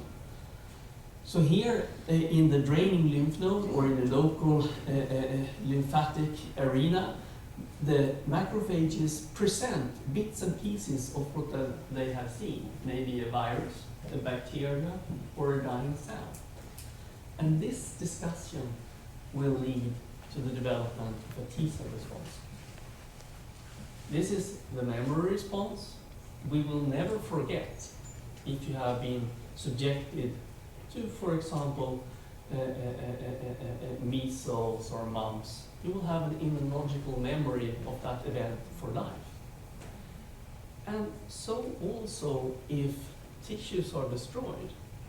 If tissues are destroyed in an uncontrolled way, if you get an infection, and by mistake we recognize viruses instead of we are directing our immune response against our own tissues, such as a fat cell, we will never forget that. Our immune system will be there forever. Whereas the macrophages, they're like goldfish. They swim one round the bowl and then they have forgotten everything and everything is new and fine. But the T cells will remember it for at least 70 years. So, and this meeting, and you can see this meeting which occurs in the draining lymph node, that you have a specialized compartment where an antigen-presenting cell, a macrophage, is now discussing the issue. And they're deciding, is this bad for you? How should we do? How should we go about? And what's going to happen? And in fatty tissue from Dercum's patients, we find, in addition to macrophages, we find infiltrates of lymphocytes. So these are now signs of T lymphocytes in brown that are surrounding a fat cell. So the brown cells here are T cells that are here for a reason. They believe that something is dangerous. They have been called upon and educated by the macrophages, and they are dealing with some kind of problem. Today, we don't know what is the problem. I mean, the immune system may not be a cause of the disease. It may be a consequence of something that is initiated. We don't know that. But for sure, the immune system is causing some of the problems you're experiencing with the disease. So it's a very useful point of intervening with the disease and a good starting point if you would like to try to understand a disease. So T cells come in different flavors. We have killer cells, and those are fancy attack helicopters with all kinds of missiles that can be used in combat. And that's exactly what a cytotoxic killer cell has. The function of a cytotoxic killer cell, a CD8 cell, is to be able to punch holes into virus-infected, bacterial-infected cells, cells that have altered their DNA and are actually transformed to tumor cells, are also recognized by CD8 cytotoxic T cells. They have ways of inducing, by using fast ligand interaction, to induce, I would like you to commit suicide. So it's an organized way of killing cells. So you have probably all have had a wart, a hand wart. It took you 1.5 years or 2 years, no matter what you did, and then it's gone. If you look at your hand, you cannot really see where it is. And that's because the healing has been done with T cells. You probably have a scar somewhere when you tried to learn how to cycle a bike. When you fell on the ground, scratched your knee, and it became messy, it got pus all over it, and still you have an ugly looking scar on your knee. And not because macrophages and neutrophils are participating in this part of the inflammation, and they are not doing a very clean job. So T cells are fantastic, and they are supposed to recognize something that is dangerous for us. But sometimes that goes wrong. You know, 10% of the population is suffering from some kind of an autoimmune disease, such as rheumatoid arthritis or type 1 diabetes or multiple sclerosis, and perhaps at least some patients with Dercum's disease, I believe, belong to this category. The other set that is important on the T cell side is the helper cells. I mean, the helper cells could be looked upon, you know, when you have an army, they need to have new pants and they need to have food, otherwise they won't fight. So you need to have a support, and exactly that's what helper cells do. They support the production of immunoglobulins, but they also support the function of the cytotoxic T cells. They load the guns, otherwise the helicopters will not work. So these are the bits and pieces that are important. And Dr. Herbst has done some studies on cohorts from US that are being categorized. And we are starting to find some interesting clues when we're investigating T cells in the patients. And T cells come in different flavors, and we can use many markers to understand what they have experienced, what they believe is going on, and how they're responding to it. So one can see here, for an example, that these are now cytotoxic T cells, the killer cells, and they seem to be pretty normal in terms of their expression of an activation marker, whereas the CD8 cells are missing one of those important mechanisms, the Fas molecule, CD95. So CD95 was the one that you can signal to a cell, I want you to commit suicide. And this is important because cells that are not useful, they should die in an organized fashion. And it could be because there are tumors or because they're carrying some kind of an infection. I know in Dercum's disease, because we had the opportunity to have an investigation of a set of patients together with Dr. Herbst, that many patients actually described that they had mononucleosis a year or so before they started to grow painful lipomas. So it may suggest that in some cases the virus is actually initiating the disease. And this could be the reason that perhaps there is a problem with T cells because they cannot tell the infected adipocytes to kill themselves. Or we don't know that because this is now in the blood. It could be that all these guys that express CD95, they are in the adipose tissue. We can't tell the difference right now. We need to investigate that, and we're doing that. So it could be that there is a problem with CD95, you can't do it. We know that if you have a mutation in CD95, you get SLE, systemic lupus erythematosus, because you can't deal with dying cells. To take care of debris and leftover and toxic products is one of the most important tasks for the immune system. And if you can't deal with it, you get disease. If we look now at the helper cells, and looking at the same activation marker, CD38, we find it being elevated on CD4 T helper cells. We know that elevation of CD38 has been studied most extensively in a chronic virus infection. We know it as HIV. So HIV-infected patients very much have an elevation of CD38, and it's an activation marker that these cells have some activities going on. And as you can see, compared to normal controls, there's an elevated level of CD38 positive T helper cells. And that goes with certain directions and are associated likely with a virus infection of some kind. Signs of inflammation in the literature. Dr. Herbst had a great extensive list of literature with different small efforts to try to evaluate different regimens. And one such regimen was to look into cytokines. So cytokines are like in the immune system's way of using text messages.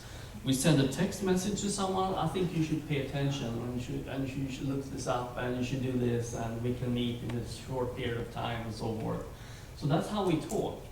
So a particular white blood cell secretes a cytokine, and this cytokine will tell the next cell what to do, where to go, and why. So these small molecules, there are many of them, there are like 60 or 70 different chemokines and cytokines, and chemokines are specialized because the kinesis means movement.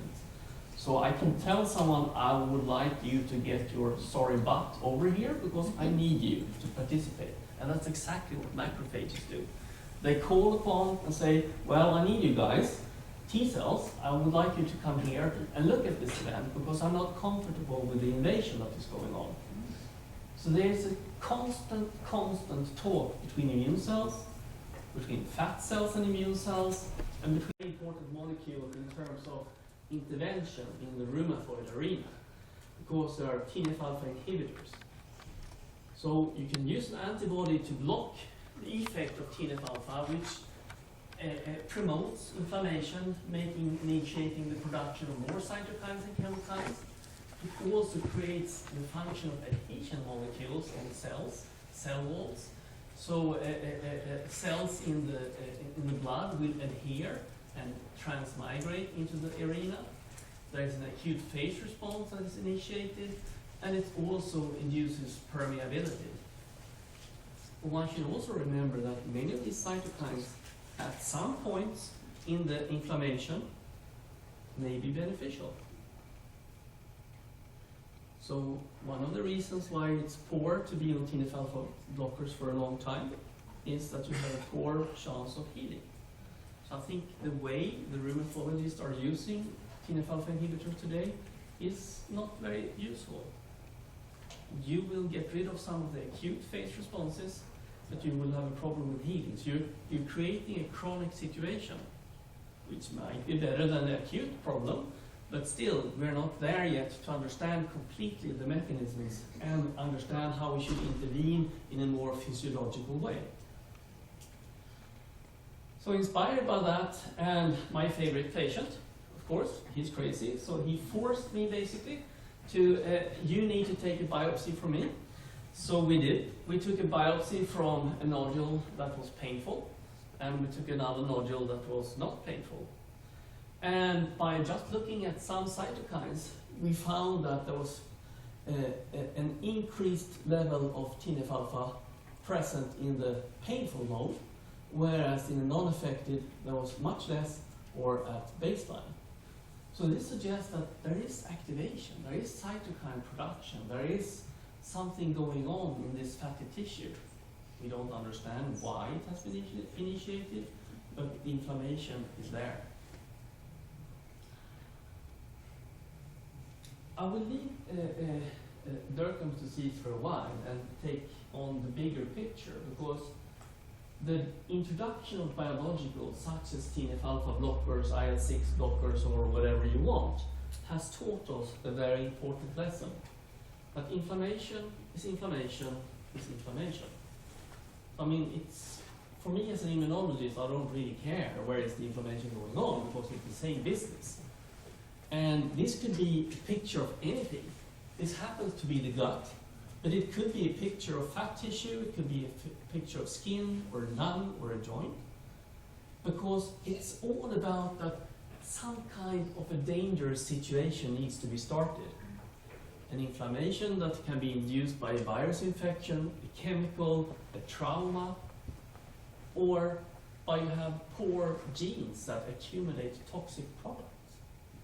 This in itself will initiate a response, preparing the capillaries, the vessels that are coming in, preparing them to allow white blood cells to enter into the site of inflammation. And that's how all inflammation starts. And that's what we're seeing in Dercum disease, that we see accumulation of inflammatory cells.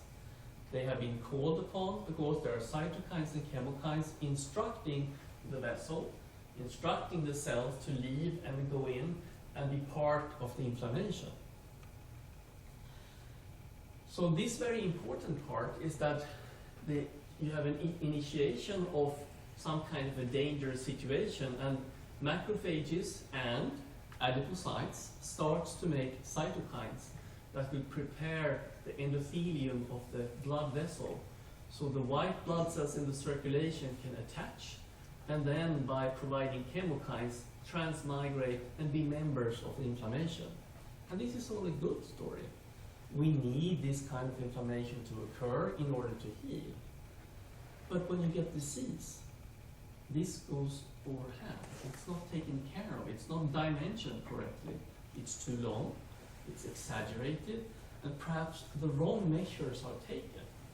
Perhaps because of a genetic background, because of an autoimmune disease, or because there is a constant chronic infection.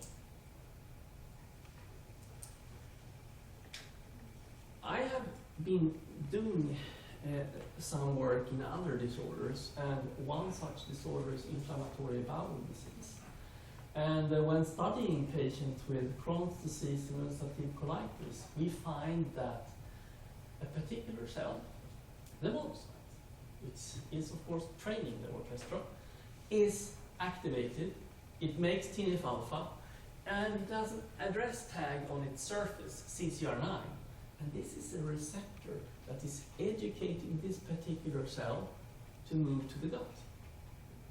So the gut has been educating the bone marrow to ask a particular cell sort to please come to the gut and deal with the problem.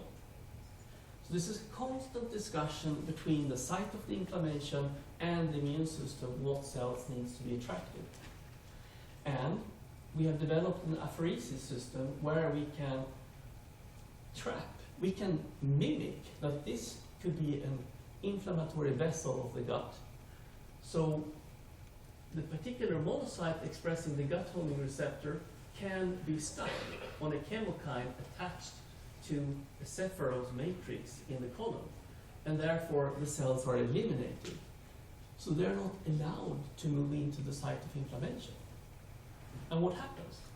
Well, this is a patient with ulcerative colitis, 7 to 10 bloody diarrheas per day, and you see it's red and swollen, all the hallmarks of inflammation, and after 5 therapies, you don't have to be a gastroenterologist to appreciate that the inflammation is gone. This is 5 times, no drugs, nothing, we have eliminated the bad guys from entering into the gut. So this is quite amazing, and that has inspired us that perhaps this is something that could be used in other disorders. So there are many white blood cells. There are about 20 or so chemokine receptors. There are about 40 or 35 chemokines. And we've been investigating them all for more than 35 different conditions. And now we're starting also with Dercum's disease. But what we find pretty interestingly, we have done now like 50 healthy controls. And we find that if you look at monocytes, it looks like a very stable pattern, that cells are expressing certain chemokine receptors, and some of them are not used at all by monocytes, whereas T cells use a completely different set. So this is the skyline of New York, and this is Chicago. I mean, they're completely different. And that is because the chemokine receptors is how we call upon a particular cell. I want a CCR9 expressing cell to come to the gut, okay. or I want a CCR7 expressing T cell to enter. So you can send off a text message to a particular cell type to enter that site of inflammation. So when we look at some patients with Dercum's disease, and this was done without any really good clinical criteria, but some of the patients were giving us a very nice signal. So here are T cells, and T cells are elevated in terms of their expression of the chemokine receptor 2, CCR2, as compared with healthy controls. So it's more than twice as much CCR2 expressing T cells. And this suggests to me that at least in some patients, that there is a call for particular T cells to enter the fatty tissue in patients with Dercum's disease. Diabetes mellitus, I mean, it's there in the background that some patients with Dercum's get also diabetes. And of course, I'm an immunologist, I believe that inflammation is everywhere, and it's also in diabetes. So in type 2 diabetes, you look at expression of chemokine receptors, and now you're starting to become specialists, because you recognize that CCR2 is elevated on diabetes mellitus patients, but this time it's on B cells or on granulocytes. So the same receptors involved, but it's attracting a completely different set of cells. So there is inflammation going on in the fat tissue of type 2 diabetic patients, and they're also calling upon particular cells. And people are now in the drug industry starting to realize that perhaps we should pay attention to the inflammation that is going on in type 2 diabetes. So the idea would be that in many disorders where fat is in imbalance, such as diabetes, obesity, or atherosclerosis of the vessels, or Dercum's disease, one could use an MCP1 column eliminating CCR2 expressing cells. And this has been done in the in vitro setting. So this is something we're looking into, and perhaps one could use a cell dialysis for therapeutic intervention of Dercum's disease. We know this, the MCP1 CCR2 circuit is very, very important, because we find in elevated levels of MCP1 in metabolic syndrome, type 2 diabetes, and so forth and so on. Patients with diabetes, as I demonstrated, they have CCR2 expression is elevated on both monocytes and particular B cells. That wasn't done in this paper. And if we play around with mice, we know that if you have a transgenic mouse expressing the particular chemokine, you will get macrophage infiltrates. So I bet you that if we would investigate for MCP1, that would be elevated in some, at least, of Dercum patients with an active inflammation. Yes. Yeah? How would that be with Lyme, like the diabetes Lyme? Yeah, I'll come to that. Yes. Is that was a combination of that and the autoimmune blood? Yes, I'll come to it in a minute. Perfect. Yeah. Sorry. Yeah, that's good. Another very quick question. Yes. When you talk about inflammation, Yes. ESR, would that always be elevated or would not? It depends. I mean, ESR is a specific system and mechanism, and it's usually for a shorter period of time. So this is about a protein context in the serum that makes it drop more extensively, and it kind of regulates the erythrocytes.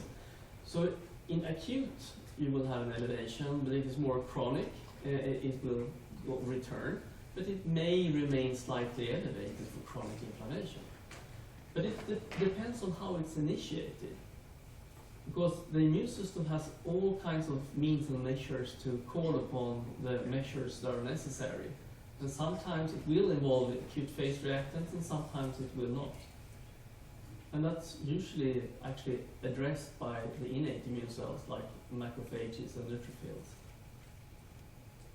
So, a little bit inspired by diabetes when I think about Dercum's disease. So we are very blessed being endocrinologist working with diabetes, because we can measure blood glucose levels. We measure blood glucose levels, and if they are elevated, we make the diagnosis. Oj, It was about the inflammation.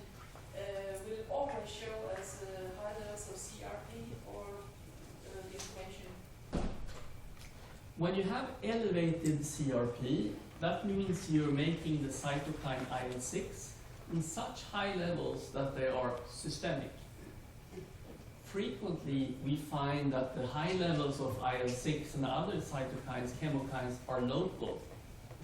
So in order for you to get CRP, you need to have IL-6 reaching the liver. So that's how you can get the inflammatory response. So many of the patients with inflammatory bowel disease, in spite they have a huge inflammation in the gut, CRP is not elevated because it's not systemic.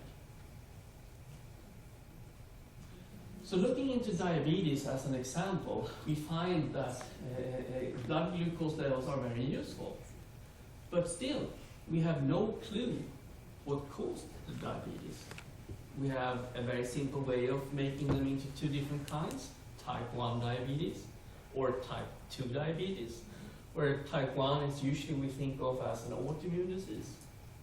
But it could be hemochromatosis. It could be a mitochondrial genetic disease causing type 1 diabetes. We don't know. So you need to ask more questions to understand. Type 2 diabetes is associated with obesity, elderly age, and it has a very large genetic component. And then, as you mentioned, we have LADA, which is probably an initiated autoimmune disease that was not good enough. It didn't complete the task, it didn't break all the beta cells in the pancreas. It left some, and then when you get older, you gain some weight, you will get diabetes.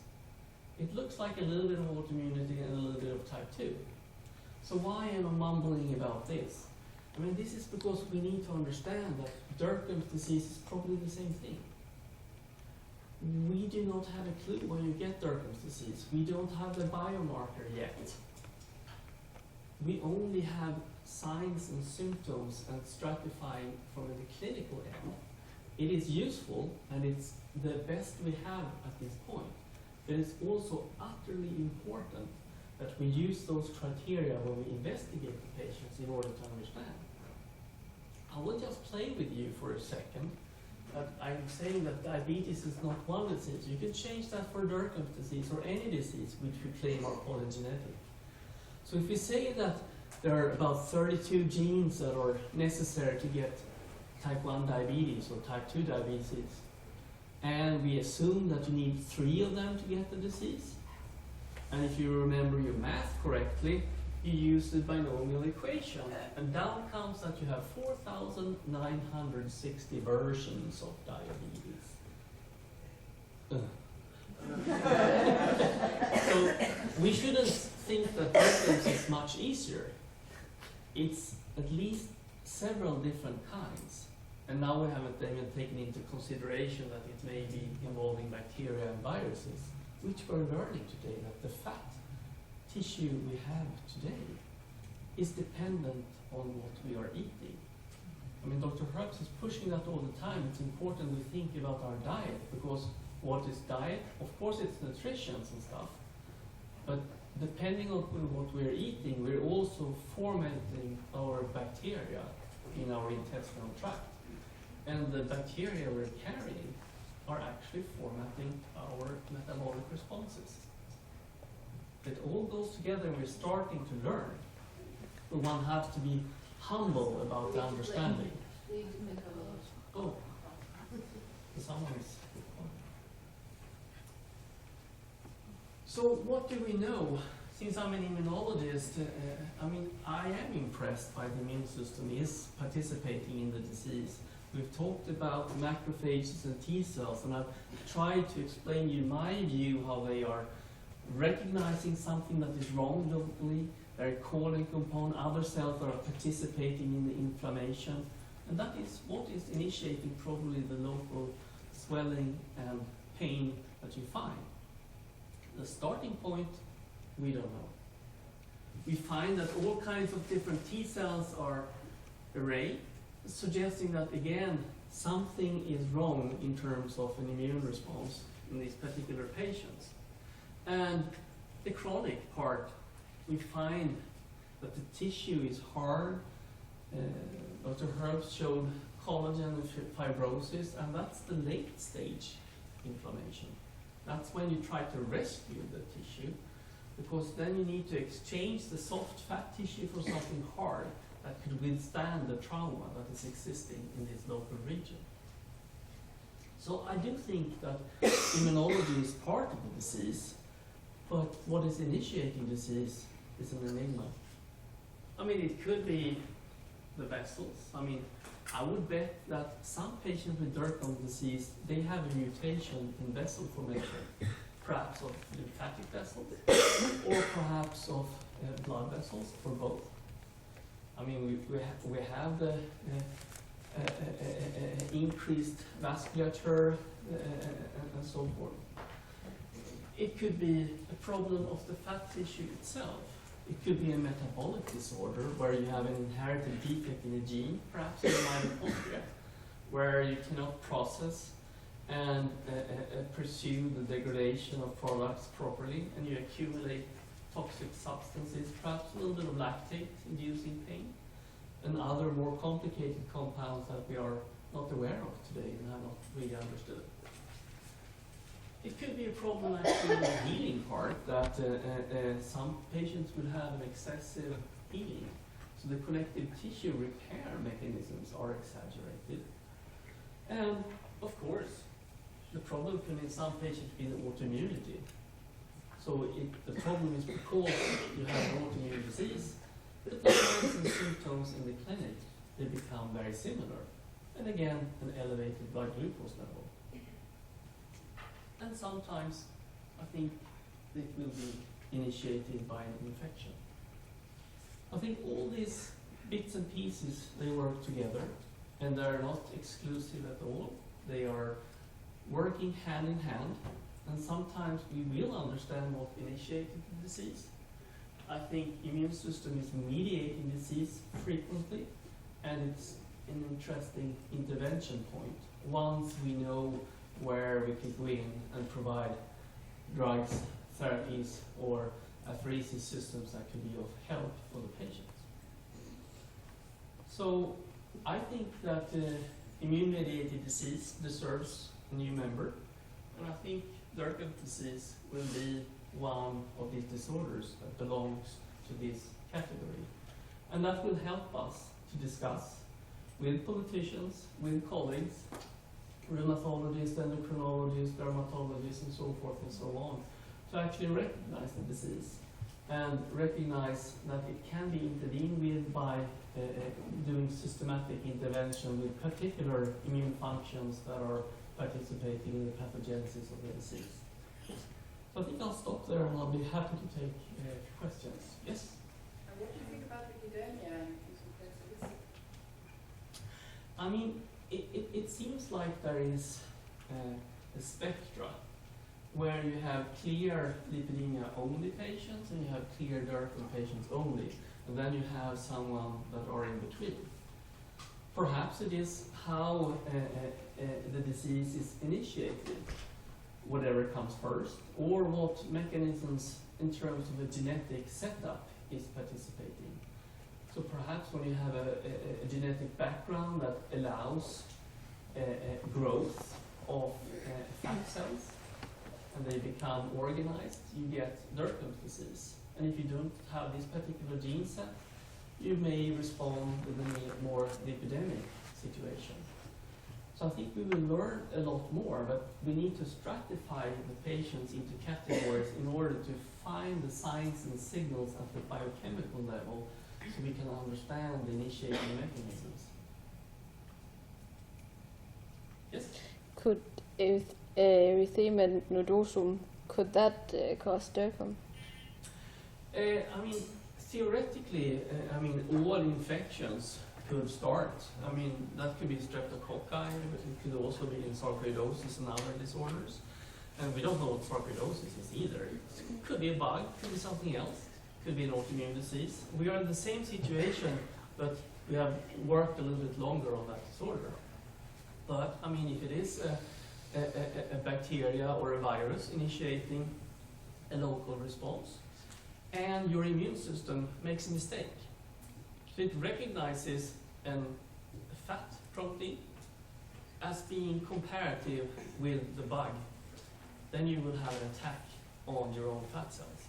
I mean, that's how we believe that diabetes is initiated, that's how we believe that many of the autoimmune diseases are initiated, that there is an event that starts, the trigger is a bacterial or a viral infection, and then the immune system has a problem in recognizing that the cell structures are actually your own. So yes, I think it's theoretically possible. Yes? How does mast cell, do they play a role in this? Yeah, I mean, most cells belong to the innate immune system, and we find an IL-3, IL-13 signature, and frequently IL-5 is also produced at the same time. And IL-5 is one of the main attractants for mast cells.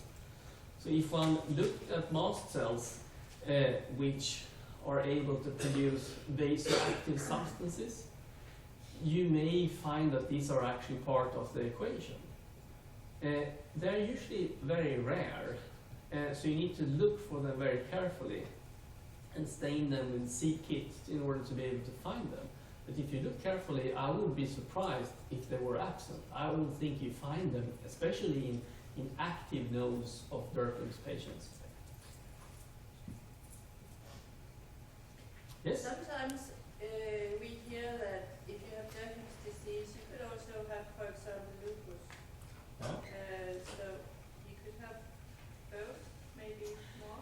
Yeah, I mean, I don't have the clinical experience, but I mean, lupus is also a disease which usually takes a long time to make the diagnosis. You add criteria, and ANA is one of the criteria which patients with Dercum's disease may have. And you will have alterations in your lymphocyte profiles, but you add this on top of each other, and finally you make the diagnosis lupus. But I see no reason why you couldn't have them at the same time, especially if you have an autoimmune version of Dercum's disease, SLE, another autoimmune disease. They are frequently going together. So I wouldn't think that they cannot exist at the same time. I think it's very much possible. Yes? Well, the Danish doctors, they are not very familiar with Dercum's disease. If they are going to diagnose, they are probably not a lot of them here today, but if they're going to diagnose, is it possible to diagnose via excluding other diseases, or to have the whole picture of your disease and then make the diagnosis without the clinical grounds? If you know what I mean. Yes, I know what you mean, but I do think that Dercum's disease is a positive diagnosis where you have the clinical nodules. I mean, in some cases, I know it's difficult, even for Dr. Herbst, but in a large proportion of the cases, I think you can actually be taught how to do it. And I think it is about learning, and I know that there are videos out there to teach you how to examine fat tissue, because I think that is the problem. We are not taught to feel fat tissue, and we have not, reflected on. But once you feel a Dercum patient and you feel that kind of disturbed fatty tissue, you will never forget it, because it is something wrong. You can feel that something is wrong. But even though they can feel it, then they say we can't make the diagnosis because we haven't got the clinical findings. We make an ultrasound, but it shows nothing. And well, all the doctors can feel it, but they will not make the diagnosis. But I think it has to go with training and education. I mean, that's the only way forward until we find a good biomarker. I mean, I would love to have the blood glucose measurement equivalent. If we have that, either at a biopsy or a genetic or all of the above, we can so much more easily find something. I mean, Dercum's disease is frequently confused with fibromyalgia. But fibromyalgia, they have been out hunting for 20 years, and they don't have anything in terms of science and laboratory measurements as of yet. And we are much more fortunate. We are seeing signs that are altered, which makes me believe that we will find particular methods to make a positive diagnosis at the lab. But shall we be satisfied with the doctor saying, I guess you have Dercum, but I can't find any evidence to, other than I can feel your nodules and I can hear your pain and I understand all the picture, but I would only say that you have fibromyalgia and acid nodules. I would recommend that you bring him the paper from Dr. Herbst with diagnostic criteria. Several times. Yes. Is Dercum disease worldwide? Is the disease in Asia and Africa? I don't know that. Do we know that? It's not as common in Asian populations, but it's throughout Europe. It's in Hispanic countries and it's in the African American population. Thank you very much.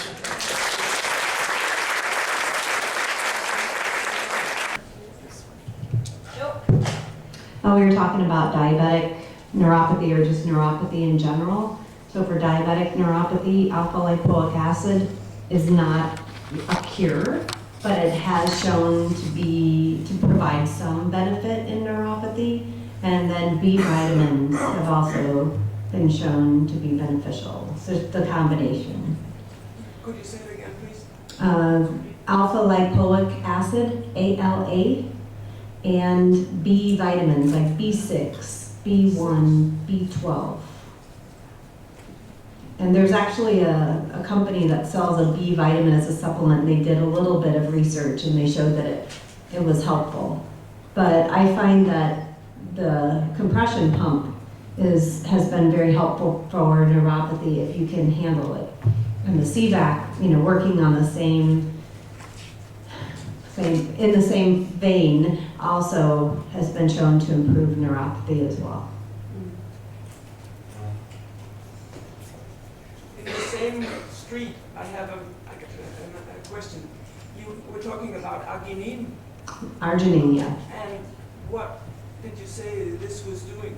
So L-arginine, the question is, what is it doing? So L-arginine inhibits inflammatory enzymes that line blood vessels and also line lymphatic vessels. And the reason they line the vessels is so that the lymph vessels or the blood vessels can sprout a new vessel.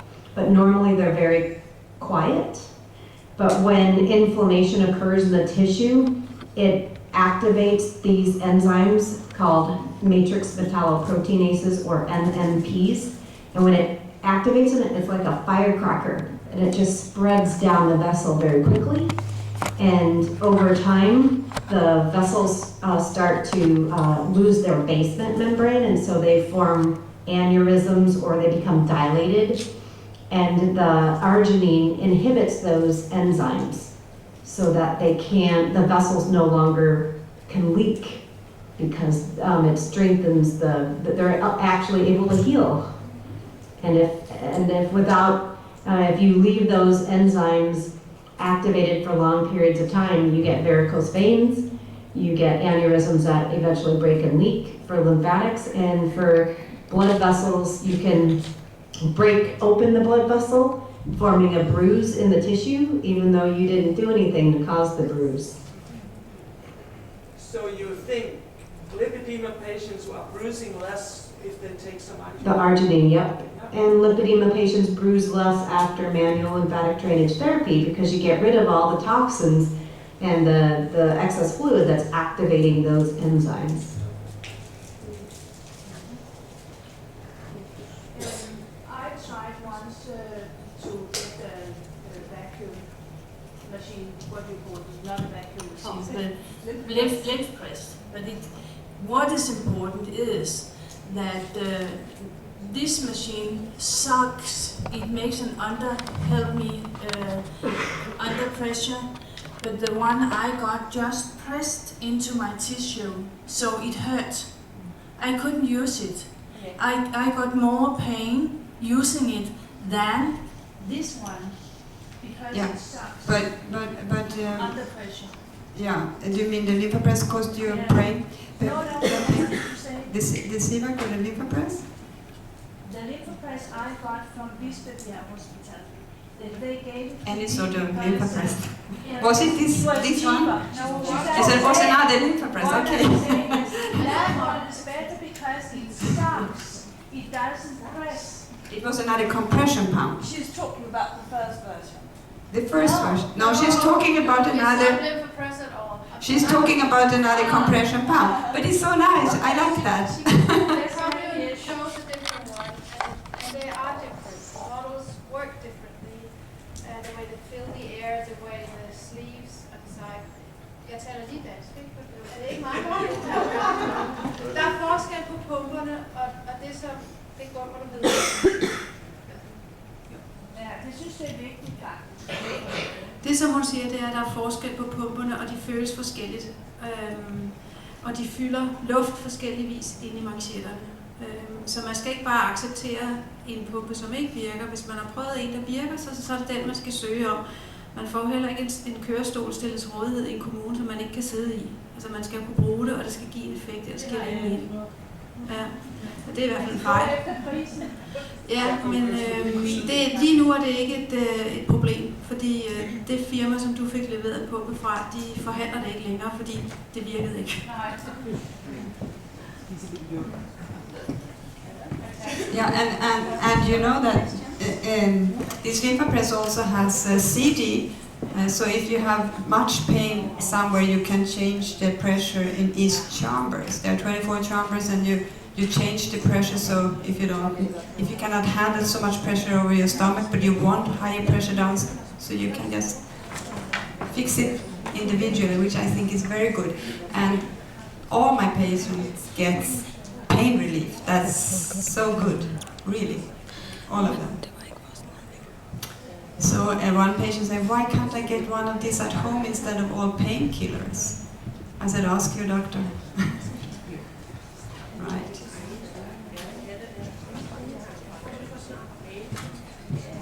So I have a list of questions that were given to Annelise. Number one, can hypothyroidism at the cellular level be part of Dercum syndrome, brain fog, depression, etc., which are also symptoms of hypothyroidism? Interestingly, hypothyroidism is a part of excess fat tissue on the body.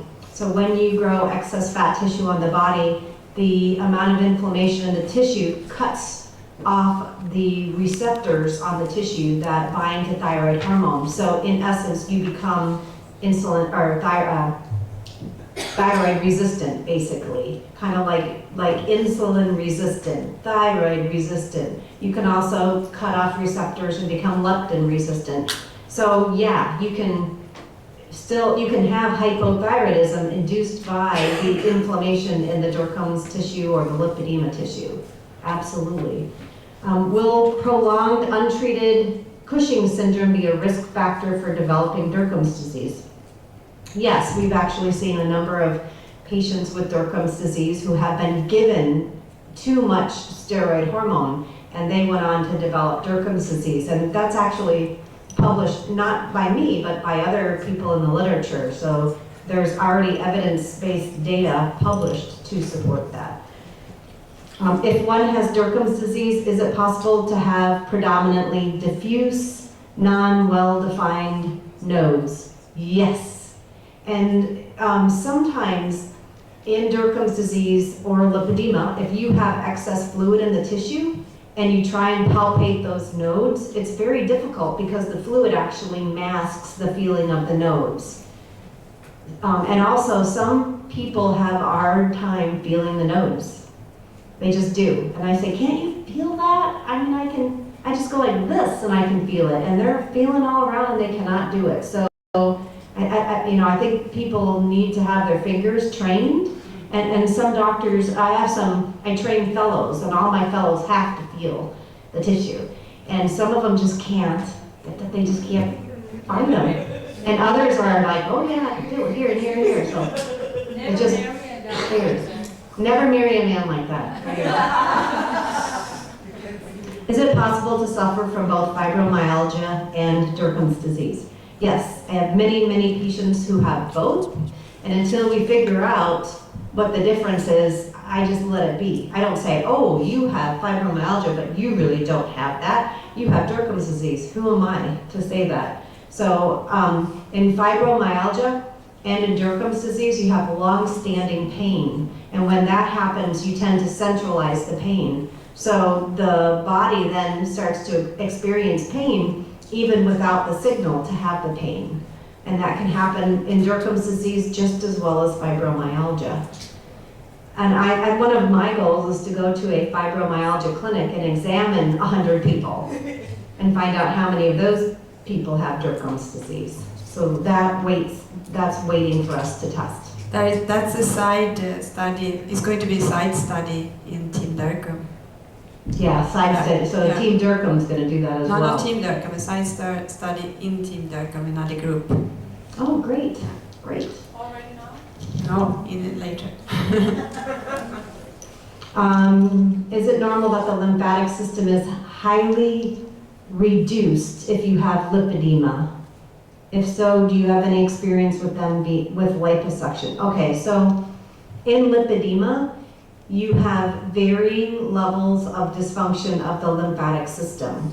So in some women with lipedema, when you look at the lymphatic system by lymphangiocintigraphy, when you inject that radionuclide in the tissue, it looks completely normal. And then, of course, the doctors say, well, you have nothing wrong with your lymphatic system. A lot of times you can see that the lymphatics are very tortuous, and as lipedema progresses, which it may or may not do, it depends on the person, it depends on their genetics, on their lifestyle, etc. They can actually develop leaky lymphatics and develop frank lymphedema. There are a number of surgeons in Germany and also in the US now, and probably elsewhere, that are performing liposuction on women who have lipolymphedema. And they're having pretty good success with it. So I think it's definitely a personal decision to undergo liposuction, and you just have to find a good surgeon who's willing to work with you. But just because you have a lot of fluid on your body doesn't mean you can't have liposuction.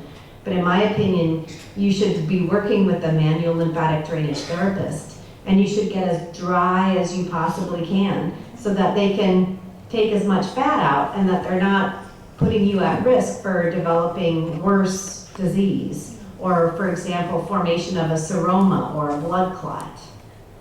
So I think the manual lymphatic drainage therapist and the lymphatic pumps and a healthy diet, lots of exercise and supplements as needed, really play a huge role in preparing someone for surgery. Another question is RAD diet, what and why? So we're actually in the process of writing a book on the RAD diet, just so it will be a little bit more clear to people. But the reason I came up with the RAD diet was to eliminate as many inflammatory foods as possible. So no processed foods, nothing with a chemical in it. And people with Dercum's disease, in my opinion, should evaluate all the chemicals that they're exposed to. So what kind of shampoo do you use? If you look at the list of chemicals, it's long. And we all know that when you put things on your body, it gets absorbed, right? So chemicals here, then you put on your lotion, which is filled with chemicals. You put it all over your body. Then you brush your teeth, and there's some chemicals in there. And then you put on makeup, and there's chemicals in there. And and then you eat chemicals in your food, and your body's already struggling getting these chemicals out of your tissue, and you're just every day you're adding more and more. So the RAD diet was one way to eliminate inflammatory foods, which you're eating multiple times during the day. And eating lots of rainbow-colored vegetables and getting all those bioflavonoids that come in there, they're anything that has a color in food has some benefit to you as an anti-inflammatory. And we know that diazimin comes from the rind of citrus fruit, and it's anti-inflammatory and helps your lymphatic system pump. We know that horse chestnut seed extract improves veins. We know that grape seed extract improves inflammation in the body, and it goes on. Ginger, turmeric, curry, yep, all of those. Spices in general tend to be very good.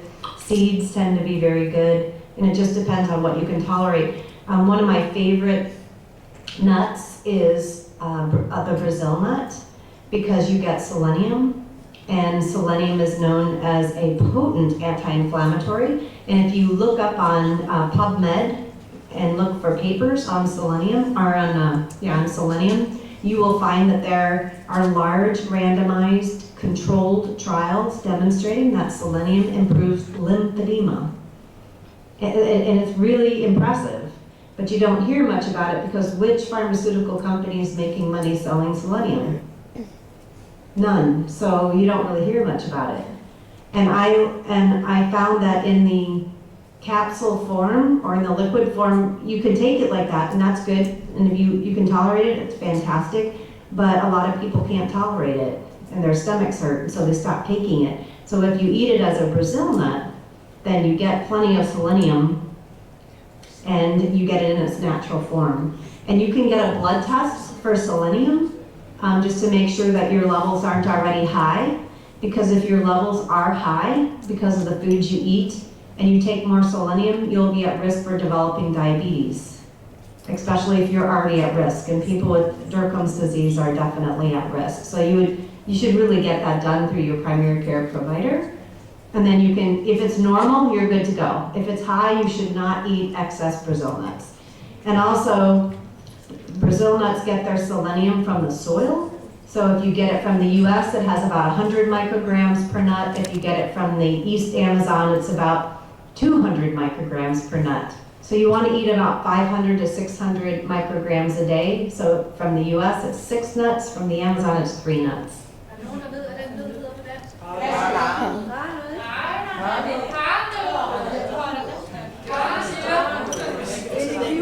Okay.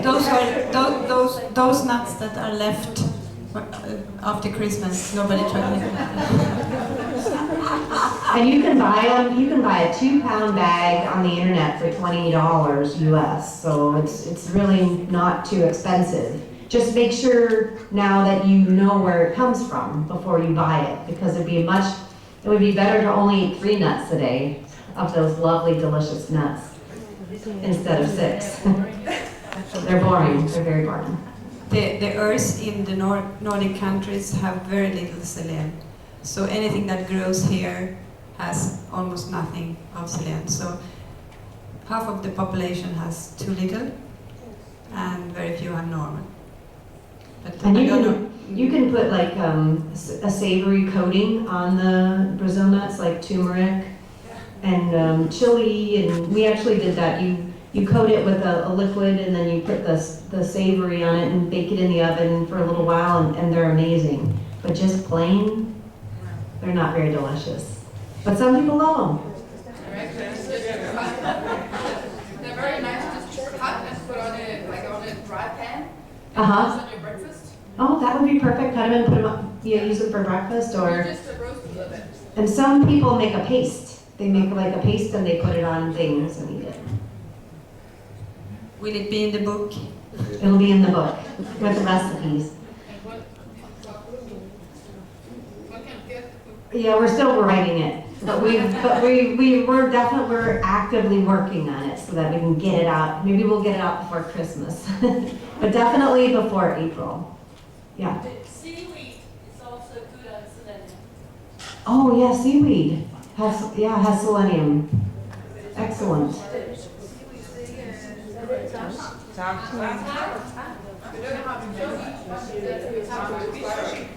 Yeah, you should have a lot of that around here, so.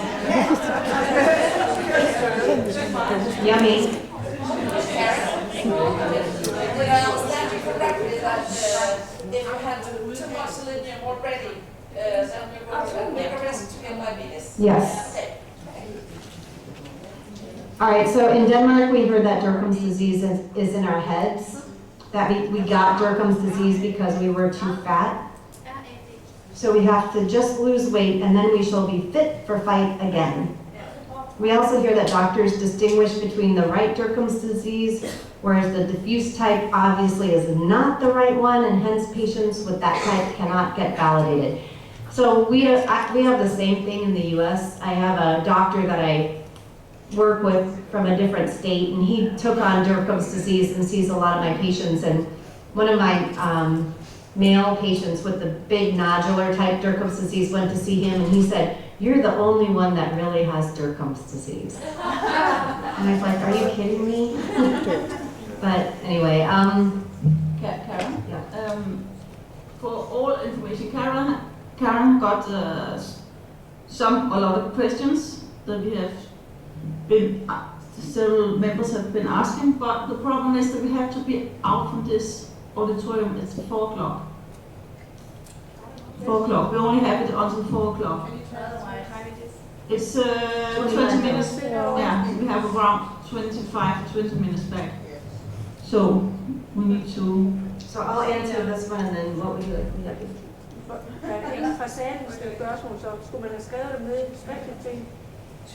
De er blevet samlet sammen med nogle medlemmer, de har samlet sammen for et stykke tid siden, så hun kunne få sendt dem over, så hun lige havde tid til at forberede. Jeg skal ikke vaske noget sådan. Yes. Yeah, exactly. So continue. So I think that the answer to that question became pretty clear today, that there are different types of Dercum's disease. There's the diffuse type, the nodular type, and the mixed type. It's unfortunate that doctors are telling you that if you have diffuse type, you don't really have Dercum's disease, because the very first patient that Dr. Dercum diagnosed had diffuse Dercum's disease. So also in his second paper in 1892, those 3 ladies had diffuse type of Dercum's disease. So how can it be not Dercum's disease? It doesn't make any sense.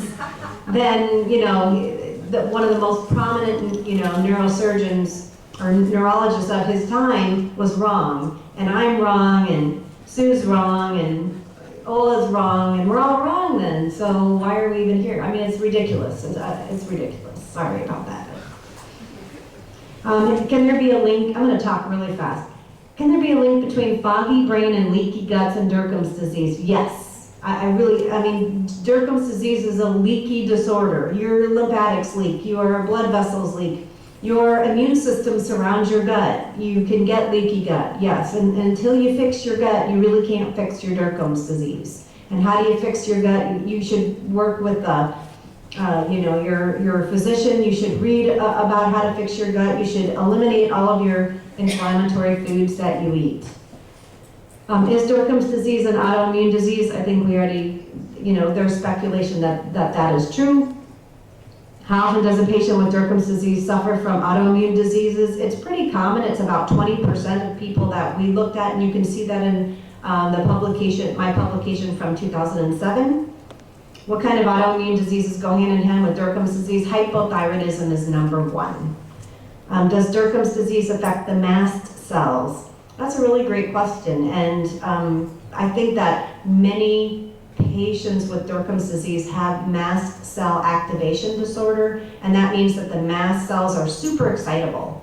So when you interact with, or you increase your inflammation, the mast cells go wild. And there's a couple of doctors in the US who are really interested in that, and they've actually seen a couple of my patients with Dercum's disease, and they did have excess activation of the mast cells. Is that true for everybody? I have no idea. That's, you know, hopefully Team Dercum will figure that out, or someone's gonna figure that out. That's definitely a big interest, I think. Is it possible to remove the nodules, getting it all out with surgery, and will they come back? So liposuction has been shown by Håkan Dorsen and Emma Hansen to be effective at reducing pain. It reduced pain by about 1 point. but unfortunately it tends to come back. And the reason it tends to come back is because there's a high level of inflammation in the body.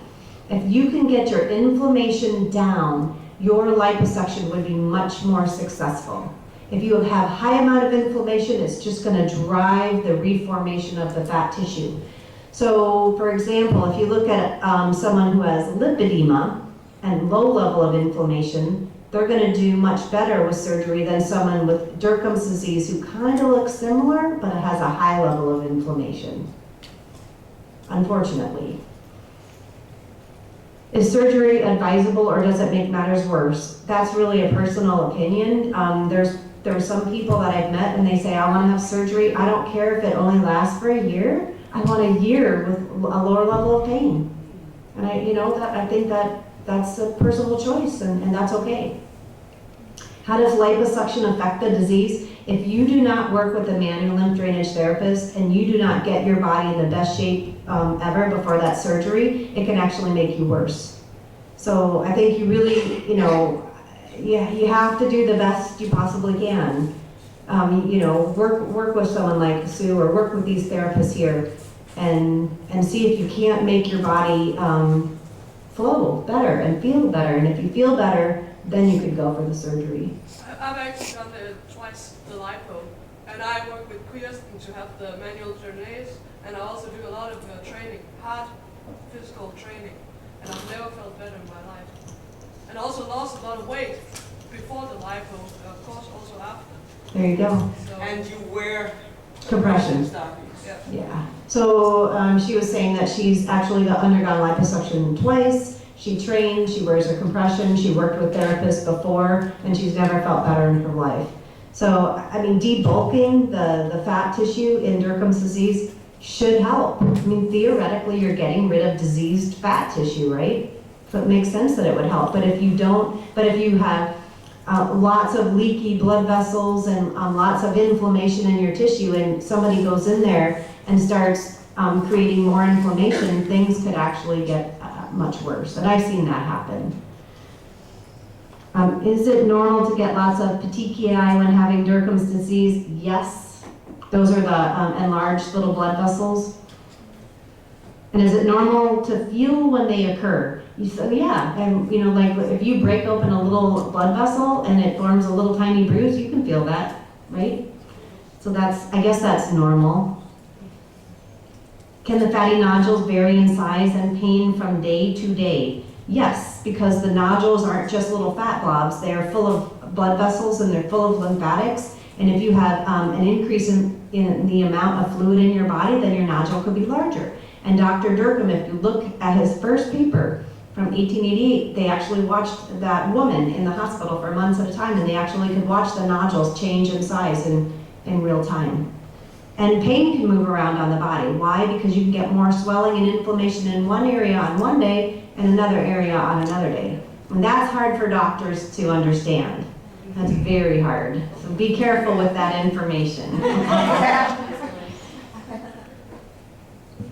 Does big, very painful cushions of fat often appear under the lower ribs? Yes.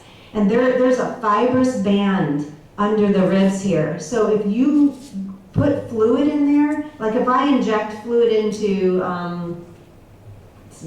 just a fatty part of my arm, and then I inject it here under my rib, it's gonna hurt like heck under my rib because I'm putting fluid into a space where it doesn't want to expand.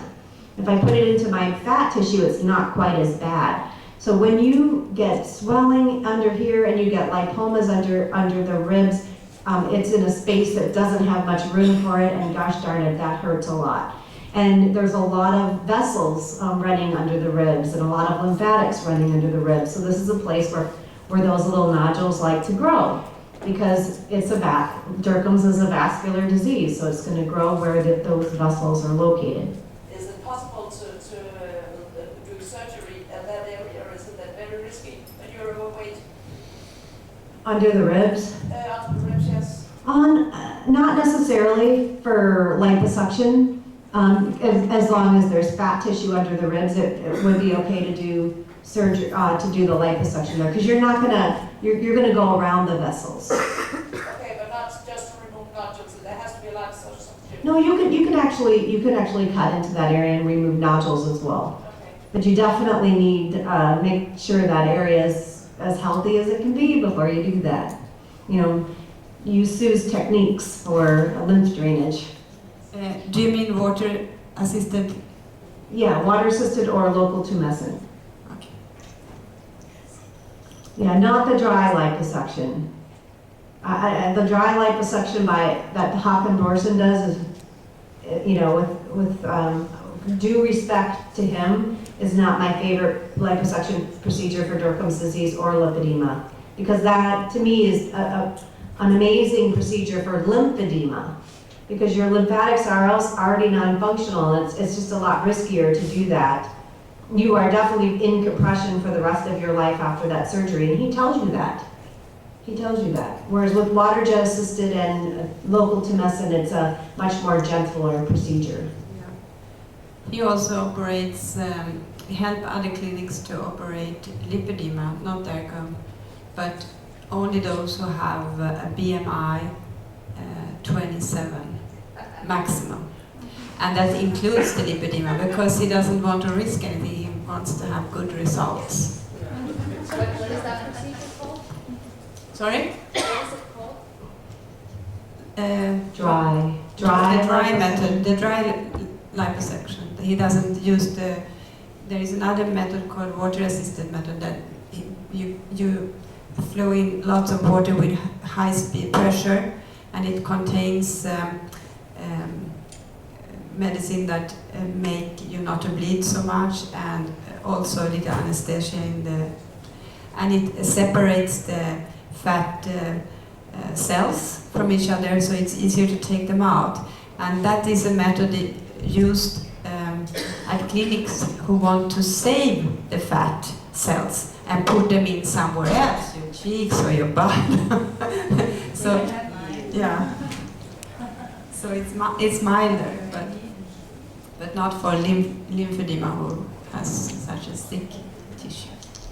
This is a question I get all the time. How, if at all, are the inner organs like the kidneys, the heart, the lungs affected by Dercum's disease? How important is it to monitor organs regularly?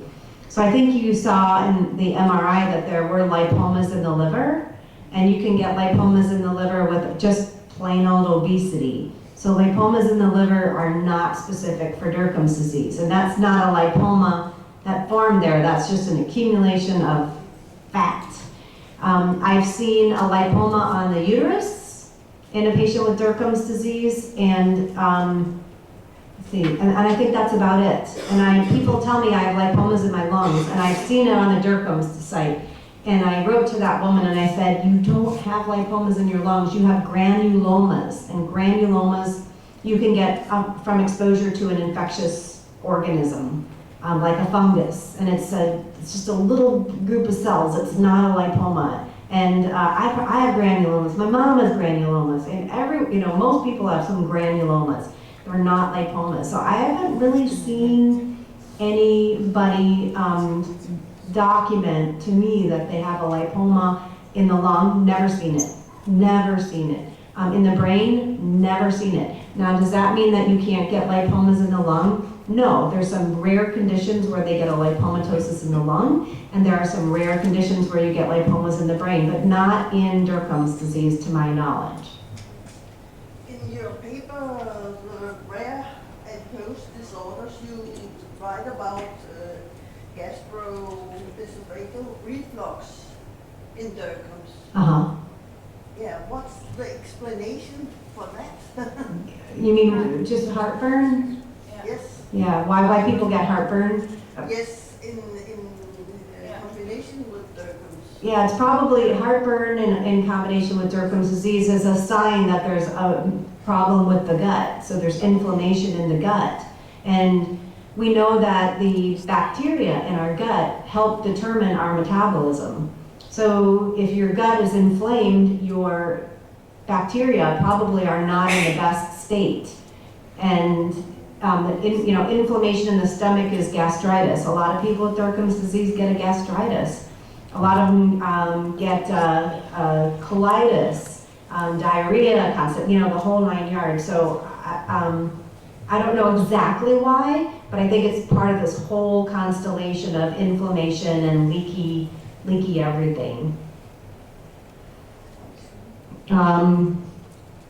Do urine problems have a connection with Dercum's disease?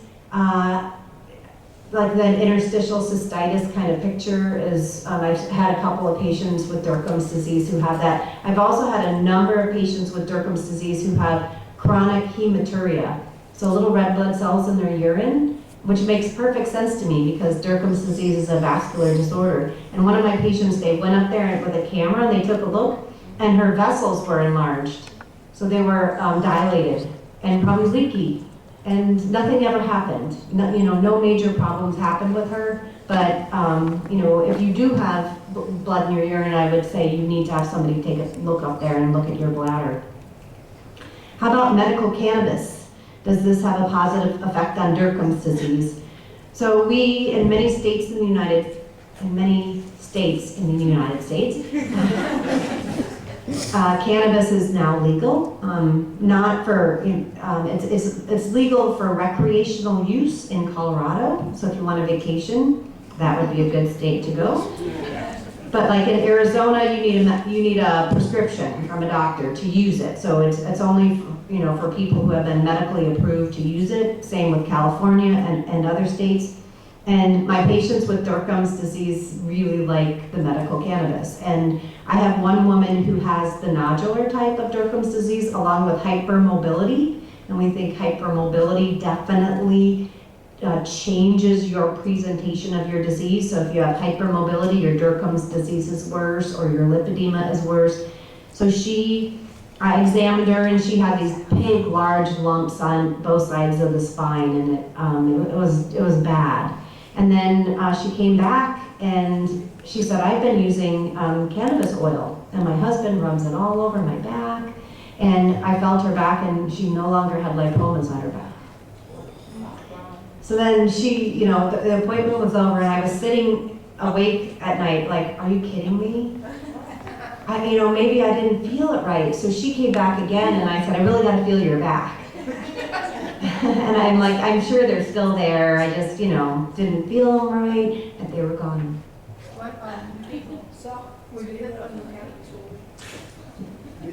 Yeah, and as you go out, we're just going to dip you in it. So I guess that was just one person, but that's pretty amazing. A couple of my other patients have told me that they've rubbed it on it and it seems to help. Some of my patients vape, they call it vaping, where they, breathe it in. And some eat it, and they get good pain relief. Are they sure they're taking away the psychotic side effect of the cannabis?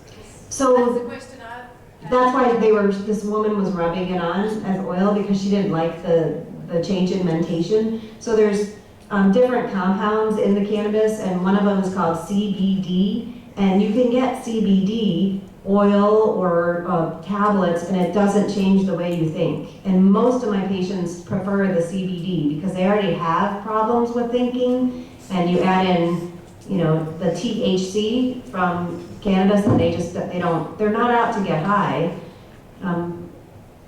Some are, but the majority want the CBD. They want that pain relief, and they don't want to change the way they think.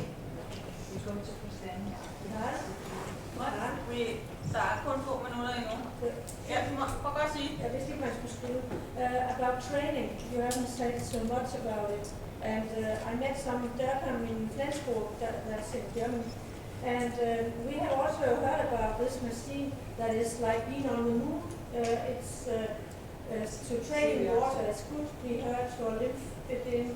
But what about Lipedema and Dercum? This machine, should you know, from the United States, Alta-G is called. It's like walking on the moon, but you can run without having pain. And this lady I met in Flensburg, her, I don't know what it is, the fat, but less. But she had to have some medicine for the pain. She got medicine for the pain, and then she could be in the machine, and it got less. So it's Is that the one where you get into a machine to around your body and then you ride the bike? Yeah. Yeah, so I think that would be terrific. I only know her telling me that she got less and less from this fat, but she had to have medicine. I don't know if it's cannabis, but something afterwards because the pain was. Right. Yeah, I mean, I think if you exercise in the water, I think that's one of the best exercises you can do, and that's more available than that machine. And unlike the CVAC, we've seen really great results with the CVAC, but how many are there here in Denmark? So I think if you have access to a machine like that, it'd be great, but if you have access to a pool or water of any kind, I think that also, I've seen great reductions in fat tissue in water. But training will be good, but will it be okay to have medicine and then train so that you can train more because it hurts afterwards? Yeah, so the one thing about exercise or training that I talk to people about is you want to make sure you don't feel the burn. So, a lot of times when you take a regular exercise class, they're like, are your arms burning? They're burning good, keep it going, and you don't really want to do that for Dercum's disease or lipedema, in my opinion. And wearing compression decreases the feeling of burn because it helps get that lactic acid out of the tissue. But so what you can do is exercise until you feel the burn and then back off, take a slight rest, and then start up again. Karen, we have to say stop now. We have to say thank you. Because the time is now 5 minutes to 4, and we have to be out there about 4 o'clock. So we want to say thank you, Karen, Sue.